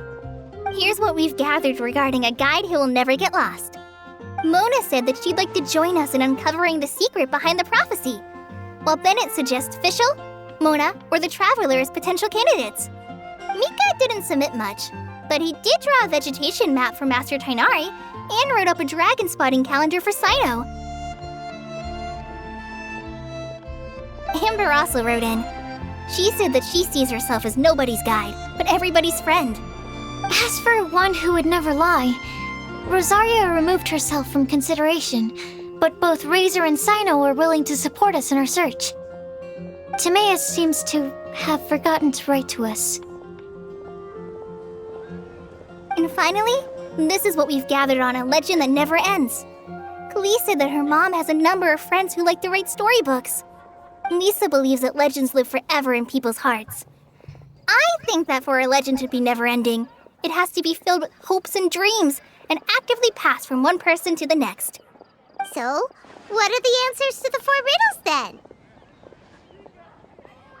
You're really smart, Paimon. I bet you can figure it all out in no time. Or, let's all share our thoughts on what we think the answers might be.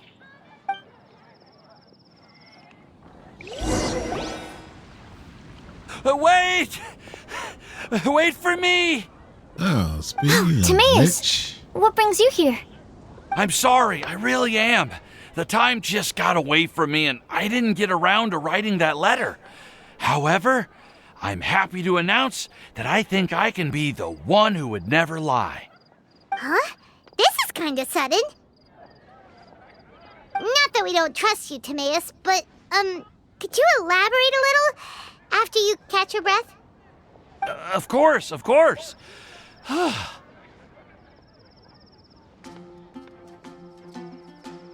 Do you still remember the time I,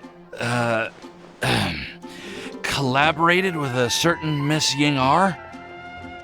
Well, basically, she helped me out a lot with my research into potion making once, and, well, we've stayed in touch through letters ever since. Wait, so Ying'er is the girl from Liyue that Sucrose mentioned earlier? We always assumed you were hard at work every time we saw you at the crafting bench. So you've just been writing letters to Ying'er the whole time? No, I mean, not all the time. I've done some work too. And anyway, our correspondence covers a lot of serious topics, like perfumes, potions, alchemy. Anyway, a few months ago, I made a vow to the heavens that I will be true to myself and never utter an insincere word until the day that I've managed to win Miss Ying'er's heart. So, at Star Snatch Cliff, you were picking Cecilia's as a gift for Ying'er? Well, that's right. The Cecilia flower is said to represent a once wayward heart transformed by the power of love. I couldn't think of a better flower to give than that.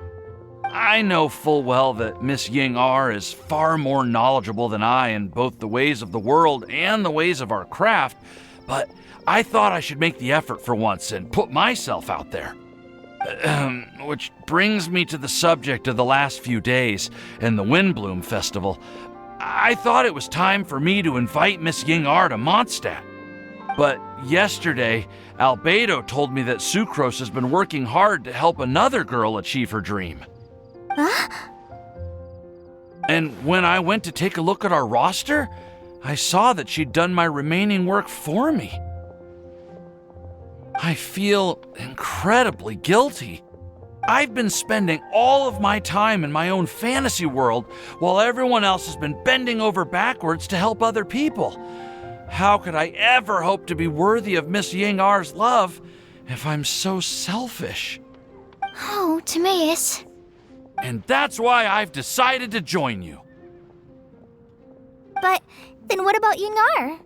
Yeah, haven't you been planning this for over a month now?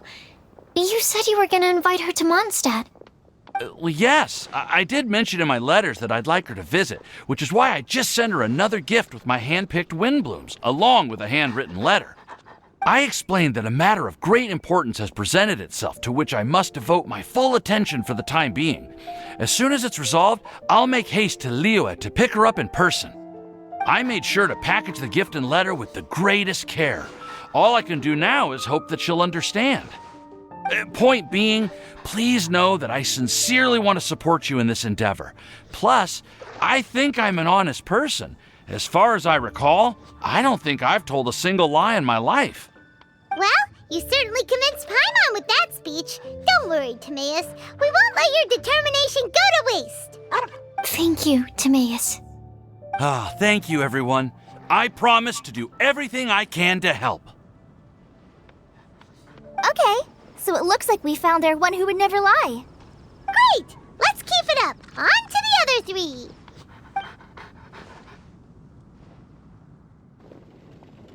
Okay, Paimon will do the honors. Ahem. We have with us here the flower, the guide, the legend, and Timaeus. Huh? Why did you only say Timaeus' name? You should say my name, too. All right. We also have Klee. That's me! With Klee here, this all somehow feels like we're getting ready for a field trip. There's nothing wrong with a more relaxed atmosphere, is there? Of course. We will soon see if my hypothesis has any merit. Actually, I'm still feeling a little nervous. Me too. But weren't you all fired up just a moment ago? Yeah, you're right. Okay, let's do this. Actually, I'm a little worried too. Deep breaths. Deep breaths. I know what you're feeling. Saying anything becomes so much harder when there are so many people watching. Well, does anyone know the exact location of where we're headed, or should I do a reading on my scry glass? According to the prophecy, once we've figured out the answer, we should test it at the Lantern of Utmost Joy. Wait, but where is this lantern? Oh, we know something about that. What?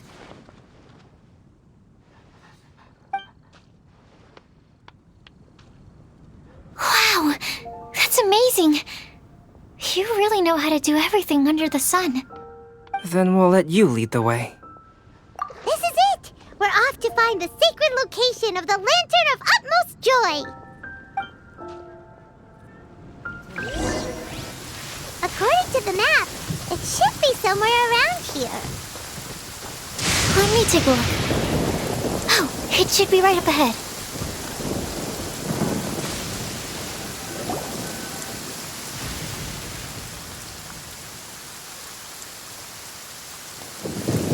Aww, I don't see any lanterns here. Now that I think about it, the prophecy didn't say anything about what the Lantern of Utmost Joy actually looks like, right? Maybe we've overlooked something? Traveler, are you trying to figure out something else from the paper?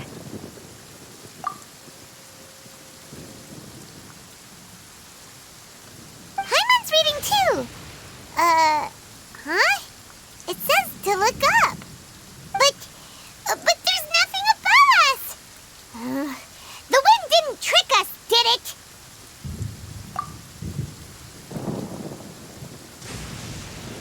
Place the squirrel on the back of the pointy-eared cat, and a pious puppy will open the doors to show you the way. Huh. Paimon read the whole thing out loud, but nothing's happening. Look, the wind is blowing! What a strong wind current. Let's ride it up and see where it leads us. Huh? Island? We'll have to fly up there? Can someone carry me with them? Here.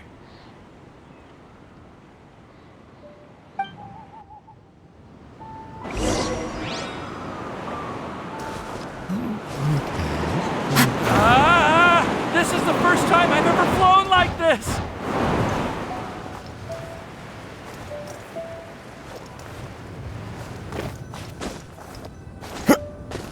Where did that come from?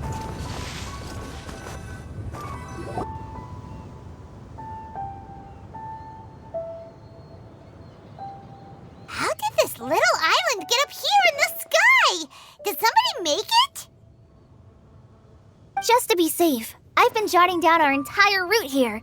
This way, no one will get lost. Oh, good thinking, Collei!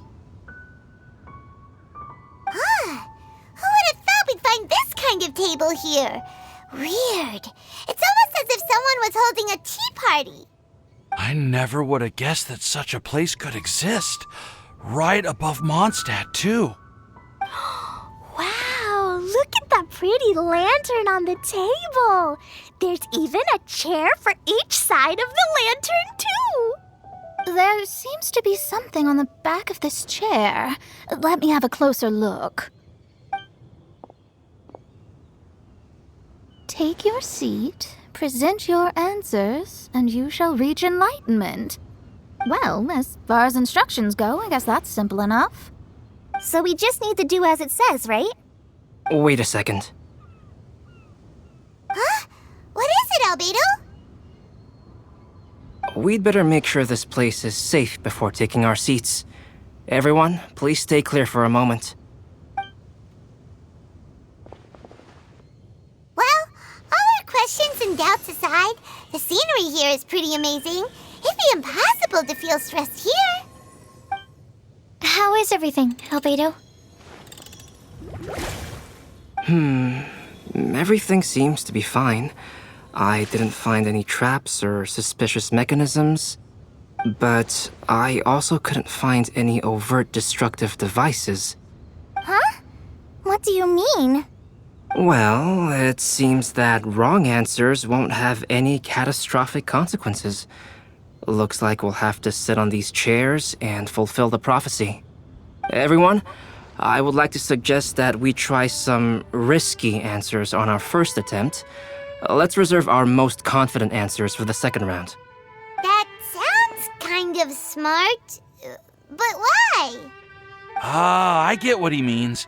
If we do as he says, then we may be able to figure out how the puzzle works. I see. That makes a lot of sense. Mona,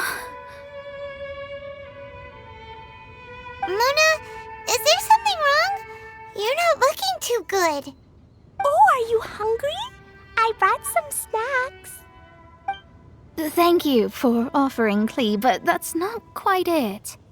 While Albedo was checking just now, I gave my scryglass a spin hoping to find some information. But there's a strange aura to this place. It's almost as if someone has been staring at me as soon as we stepped foot in here. But if nothing here has actually been physically tampered with, then no. Could that person be?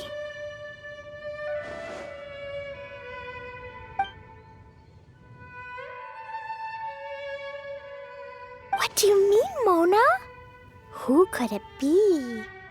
Never mind. It's not like I've got any proof. Don't leave us on the edge like this, Mona. I'll just do what Albedo said.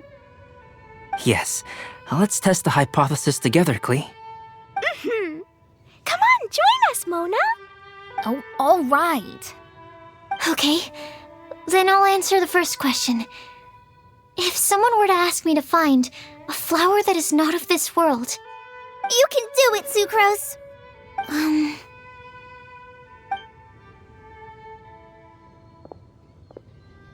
Then I would fetch a tetratanic sweet flower. All right, I'm up next. My part of the prophecy is to find a guide who will never get lost. Collei, I hope you found your answer. My answer is that I will be that guide. For a long time, I have been guided by others. It's taken me a while, but I finally made it to where I am today. Although I still haven't made a name for myself, and I'm still quite immature, I would still like to put my name forward. Because I would like to become a guide that can help others. I want to help others the same way Amber, Master Tighnari, Cyno, and everyone else helped me. Now it's my turn to pass on the gift that I've been given. All right, it's up to me to answer the third part. I'll submit myself as one who would never lie. Although I've never really had any other virtues or talents, I'm confident that I've always been an honest person. I'd like to thank everyone, too, for giving me this opportunity to validate myself. And last but not least, I will answer the final part of the prophecy. There's no tale more befitting the title of a legend that never ends than our fates as human beings. Wait! The lantern just lit up! Whoa! All 4 sides of the lantern are glowing! Huh? But... Collei, could I ask you to stand up for a second? Oh, all right.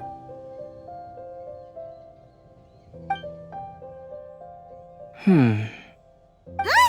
What's going on? Why is it lighting up regardless of who's sitting in the chair? Didn't it say we have to answer all the questions correctly? It's pretty clear now, isn't it? We've just proven that there is no right answer for this prophecy. No right answer?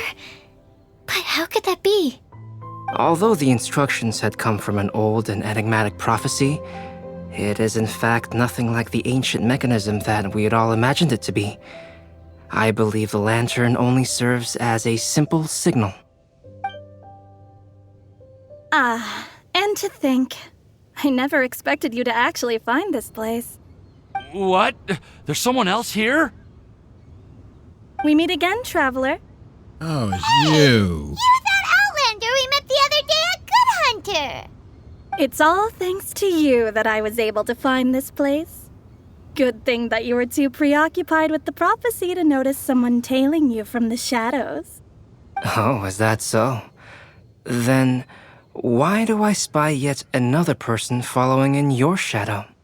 Wait, really? There's no need for pleasantries. You should know I'm here for you.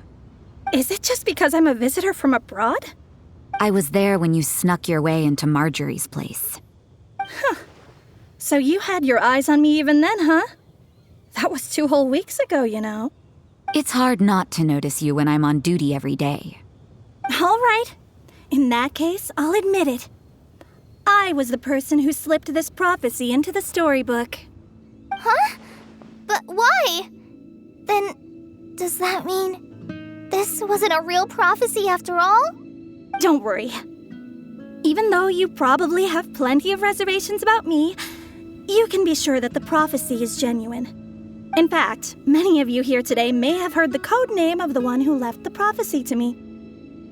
She hailed from an ancient assembly of powerful women, each of whom used a single letter to signify themselves. Who would have guessed? It seems that power was indeed left behind by the old hag after all. Ah, so you're Beast student. It's an honor to meet you. I am Scarlet, the successor of Jay. Well, Jay? what are you talking about? People. It's a long story, but I'm not quite sure that I'm the best person to tell it. Since you've all spent so much time and energy trying to decipher this prophecy, you must also be very interested in the secret behind this lantern, no? The lantern has already been lit. Now then, please allow me to disturb your happy peace. Huh. Why did this little thing just light up? How strange. Hello? On the other side of the lantern. Can you hear me over there? Who's speaking? Wait, Alice? Oh, I hear many youthful voices. Madam, I am Scarlet, the successor of Jay. Oh, since we've last gathered, Jay's successor has already become so reckless and bold. Unbelievable. Wait. Why are you talking just like the old hag? Oh, because she is the old hag. Who would dare say that? Is that Mona? Who are you? Who dares imitate my master? And what of imitation and mimicry? It has always been a fool's errand to mimic and learn from humanity. Aunt Alice, I'm here too. Mom, why are you trying to talk like other people? So I see everyone's here. Well then, my warmest greetings, everyone. Miss Alice, why would you... Well, it's been many years since this lantern last lit up. You can't blame me for thinking that one of the old friends from my youth may have decided to catch up again. Why she sounds so coy all of a sudden? And if I recall correctly, we left this lantern in the care of the Animo Archon Barbados. You must be commended for uncovering an artifact entrusted to the god of wind himself. Tell me, are you sitting around my beloved tea party table? It's a really long table. Oh, so you are. I suppose this means even the Animo Archon has granted you entry to this place. Was all of this Scarlet's doing? Wait. Paimon's completely lost now. So what was this assembly you were talking about earlier? Oh, Miss Alice, would it be all right to leave the explanation of that to you? Well, you should be rewarded for making it all the way up here and activating the lantern. Now then, let me tell you a long and ancient story. Ever heard of the Hexenzirkel? As the spooky name suggests, it's a secret society. Once upon a time, it even challenged the Animo Archon himself. But he replied, "Let us make music, not war, and resolve our conflicts through song." From then on, the mages would only ever convene in the woods, in the skies, or on the edges of cliffs. At these tea parties, they discussed their stories and secrets and resolved their differences, as the tea and cakes bore witness to their pledge never to fight amongst themselves. Yesterday I snuffed out the life of my beloved. He had grown old and was extremely sick. He loved me dearly, so I took his fate in my hands and ended his pain. I'm raising a son. Of all the children I had, he's the only one left. But I suppose that still makes me a mother. My lifespan is nothing compared to yours, so I wish to leave you with my storybook. Actually, maybe you can pass it on to your children one day. Oh, this looks interesting. Let me scry. My dear sisters, we mustn't let prophecies threaten our bonds of friendship. Even the most frightening witch was once a little girl, and growing up can be so tough. Sometimes we all need to vent our troubles to the wind. Even if the nations go to war, or the sky falls down, the mages' tea parties shall forever be held around this table.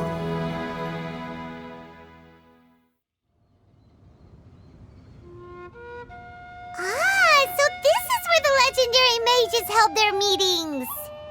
That's right. We often met here to chat and have tea. Then, what about the part saying that if we light the lantern of utmost joy, we'd receive a supreme blessing? About that. I never expected anyone other than Jay to actually read the full contents of that prophecy. It's a little embarrassing.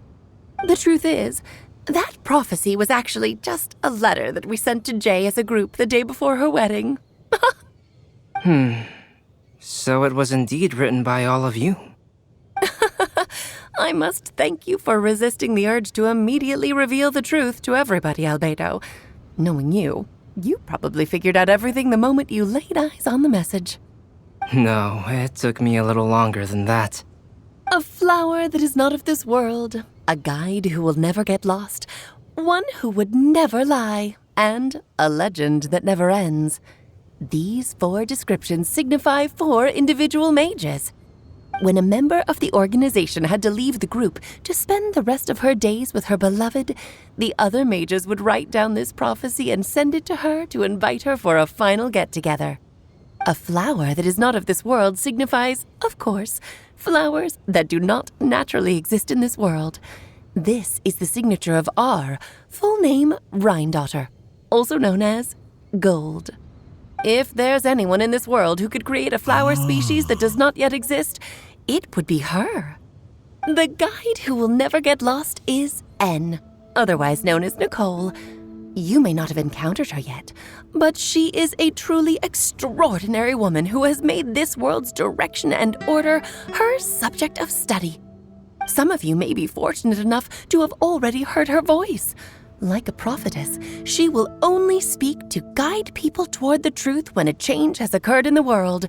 Wait! She has a tendency to suddenly speak in someone's mind without any warning. That was the voice I heard at the end. If one day you would be unfortunate enough to run into a truly dangerous situation, she may use her voice to guide the way forward for you.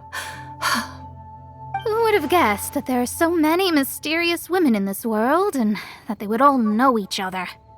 The one who would never lie is me. I hope no one would take offense. It's just that I, Alice, or A for short, have always had a soft spot for those with sincerity and candor. As for A Legend That Never Ends, you may not know M in person, but you've likely encountered one of her works. Have any of you ever read The Boar Princess? Huh? I'm pretty sure every child in Mondstadt has read that book. It's also one of my favorite stories. M was an exceptional human writer who used her prose to teach me the meaning of grief. Don't you think such a person would deserve a seat at the mage's table? Paimon's getting more and more lost. It may sound hard to believe, but I can attest to everything that Alice has said. Jay was also a mortal who aged and passed on, leaving her title to her students and followers. Alice, you've never acknowledged any of Jay's successors. It's now been centuries since the first of us took on her mantle. I've always wanted to meet you. Do you also want to become a mage? Title aside, I think I'm more interested in the meaning and purpose of the Hexen Circle. I used to think that the Hexen Circle was a group of women who could control the very fate of this world. But now, I've seen for myself that besides Jay, many other ordinary people were also among you. Do you think less of us now? No, not at all. My interest has been piqued, and I'm now even more drawn towards the idea of becoming a mage. You're right. I've never acknowledged any of Jay's successors, but you are different. You are much more fascinating than any of your predecessors. Oh, has someone finally piqued Aunt Alice's interest? Now is not a good time, Scarlet, but as soon as I am able, I will seek you out for a meeting. I want you to tell me all about Jay's married life back in her hometown. So the mage who received the prophecy letter from all of you was Jay? She left the Hexen Circle after getting married? Precisely. There was only one way the letter could have been interpreted. She would have known what we meant as soon as she saw the message. We were just asking one thing of her. Please come to see us again. Before you go and settle forever with your happiness, please come share some of it with your best friends and sisters. So, the Supreme Blessing actually meant... All journeys are fleeting and will eventually come to an end. What will give us the most fulfillment and happiness in the end are those who will greet us at our journey's destination. Dear child, I believe you can also understand what I am talking about. We women will always have many troubles and encounter pains and frustrations that will keep us up at night. But no matter how hard things may become, we will cross mountains and oceans to see our best friends again, regardless of how many years have passed or how far the distance may be. As long as we can be with our beloved friends, our hearts will be filled with joy. To us mages, that's what being supremely blessed is all about. Oh. I still don't get it, but I do know that all the mages are Mom's best friends. If you ask how I see it, the Hexen Circle is just a group of ladies that I spent my youth with. Anyway, I'll introduce some of the other members to you all later. I still have a few things to attend to, so this will have to do for today. Bye, Mom. Todoko says bye, too. Goodbye, darling, and farewell to all of our other friends as well. I'm sure we'll see each other again. Oh, now that I think of it, isn't it getting close to that time of year? Yes, it's Windblume again, Alice. It's also a special anniversary date. I'm sure you still remember. Yes, I do remember now. It was on this day, many, many years ago, that Jay tied the knot. Oh, just in time for the Festival of Love and Freedom. Everyone, please enjoy this year's Windblume Festival to the fullest.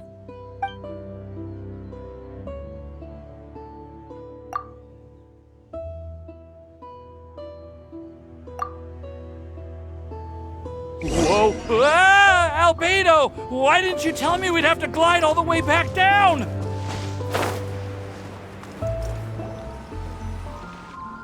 Oh. Are you okay, Timaeus? Maybe you'd feel better if you just, let it out. I'm fine. I'm just, a little glider sick, that's all. You may want to look into getting your own gliding license when you have the time.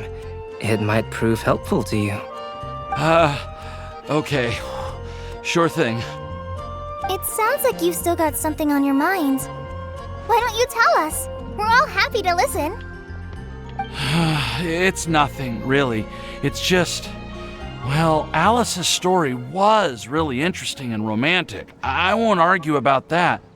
But still, the whole thing wasn't quite what I was hoping for. Of course, I didn't actually expect the supreme blessing to be real, but... Don't say that. None of this was your fault, Timaeus. Honestly, it's more on me for having agreed to be the Windblume Festival Special Ambassador.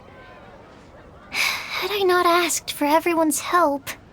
If anything, it should be my fault for finding that prophecy. Oh, no. I didn't mean to blame the two of you either. I just feel like this whole adventure didn't really end on a high note, and we also didn't really get anything out of it. But I'd say we still learned something new. Well, that aside, Timaeus, you still need to go to Liyue to apologize to Ying'er, right? Do you want Collei and I to accompany you? Oh, Miss Ying'er. Well, I just really don't want her to get mad at me. Now that I've come back to my senses, I really don't know what I should do. Hey, you three? You may want to look over there. Huh? She came after all. Miss Ying'er? Oh, so that's Miss Ying'er? I've never met her before.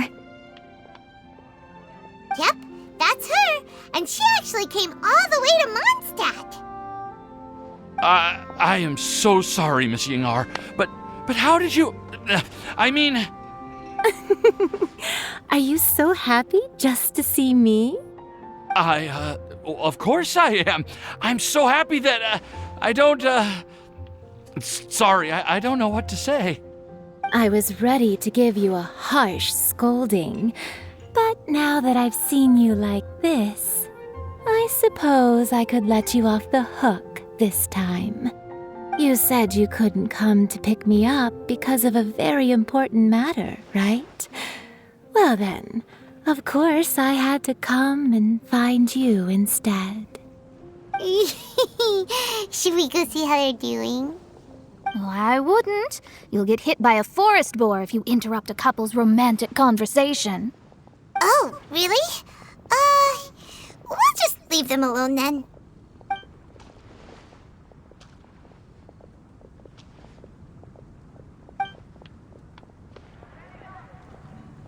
I am so glad to see Timaeus find his happiness. I have to say, I'm even more envious of you, Sucrose. You can be happy just to see others happy, and you gave me so much help without any expectations in return. Even though you said that we're very much alike, I still feel like you have a much bigger heart than I do. But if you say that, then I'd say I'm also nowhere near as brave or tenacious as you. I guess we have the same amount of positive qualities. They're just spread over different parts of our personalities. I've never visited Sumeru, or made many friends from outside of Mondstadt. I'm happy just to have met and become your friend. Maybe I'll get shy and flustered when I meet other people I don't know in the future. But that's okay too. Since we are so alike, you probably get what I'm trying to say. You just need to believe that all of your issues aren't really issues at all. But isn't it too late now for me to learn to accept myself? Well... Do you know anything about the blooming cycles of Cecilius? I may have read about that in a book before. That's a topic that my parents used to talk about back when they were still dating. Surprising, right? To think that people would talk about that while on a date. My mom brought it up at dinner one time last month. She called my dad the most boring man she knew, and said that he even turned up late to a date once. All with a smile on her face. But she also said that learning is just another part of life. It's never too late to start something, as long as you recognize that it's something good for you to do. Why don't you give it a try, Collei? Okay, I'll try my best. They're really having a great conversation. Paimon can't even find a moment to join in. I nearly forgot. This is for you. This texture. Are these seeds? Yep. I believe I mentioned my sweet flower research to you before. These are the seeds of the sweet flower cultivars that I've worked on. It's nothing too special, but they're the best cultivars that I've made. So, I really hope that you'll like them. They're super sweet and easy to grow and keep. I'm also submitting them as my Windblooms for this year. I wish that the Animo Archon could also see how lovely they are. Thank you. I'll plant them in the Avidia forest and take good care of them. Collei, please take these notes with you. I've heard that you've been working hard on your studies, so I've prepared some study materials for you at Sucrose's request. Feel free to look through them whenever you can find the time. Mondstadt's doors will always remain open to you. Thank you so much. Really, I don't know what to say. I'm just really happy. Sucrose, now's your chance. Didn't you want to collect a breath of joy? You're right. I almost forgot. Collei, can you exhale once into this test tube? I will save this breath of joy and use it in my research. Oh, really? May I? Of course.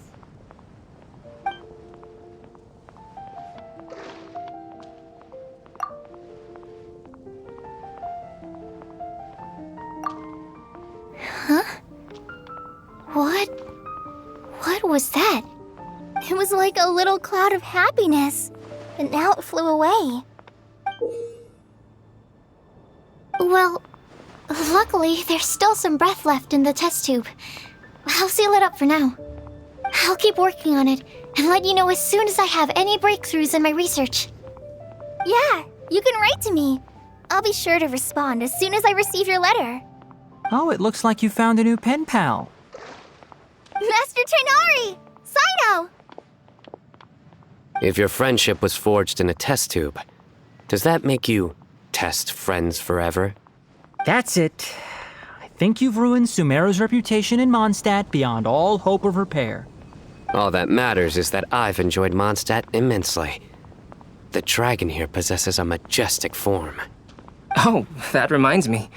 Traveler, this card back is for you. Hey, I thought this was for Sino. Sino wanted you to have one for yourself. If I had to guess, I'd say he probably wants you to use it if you challenge him to a duel. I'm a master of the game. Do you dare challenge me? Can you believe this guy? Huh. Let's knock him off his high horse. Wait! I've got something to give you, too. Huh? Collei has a gift for us? Yeah! I figured I should follow local Mondstadt customs and prepared a few small things themed after the Windblume Festival. I made these bookmarks from Sumeru roses at the hotel. I want to give them to Amber, Master Tighnari, and Sino. During Windblume, Mondstadters offer flowers to the people most important to them. You three are family to me.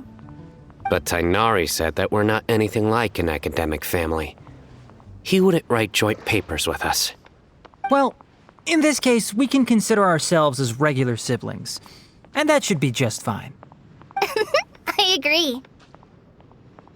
Oh, and here are some Padisara seeds as well. These are for the Traveler, Paimon, and everyone else from Mondstadt. Whoa, are these really for us? So, are these your chosen Windblooms? Mm-hmm, one of them. Both Padisaras and Sumeru roses are my Windblooms. Although they're not native to Mondstadt, they are the flowers that can best express my feelings. I want to give them to the people I feel thankful for. To those who I wish to accompany as we greet more seasons and future Windblooms together. The real blessing in life is when you are surrounded by people who you'd miss day and night, and who you'd want to see even if that meant crossing mountains and oceans to do so. I'm so happy to hear you say that.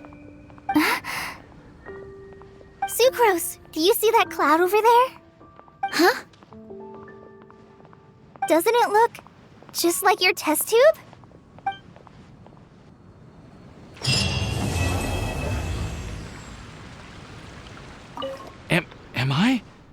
Am I dreaming? Miss Ying'er, you really came all the way to Mondstadt to see me? Why were you willing to make the trip? I still can't believe it.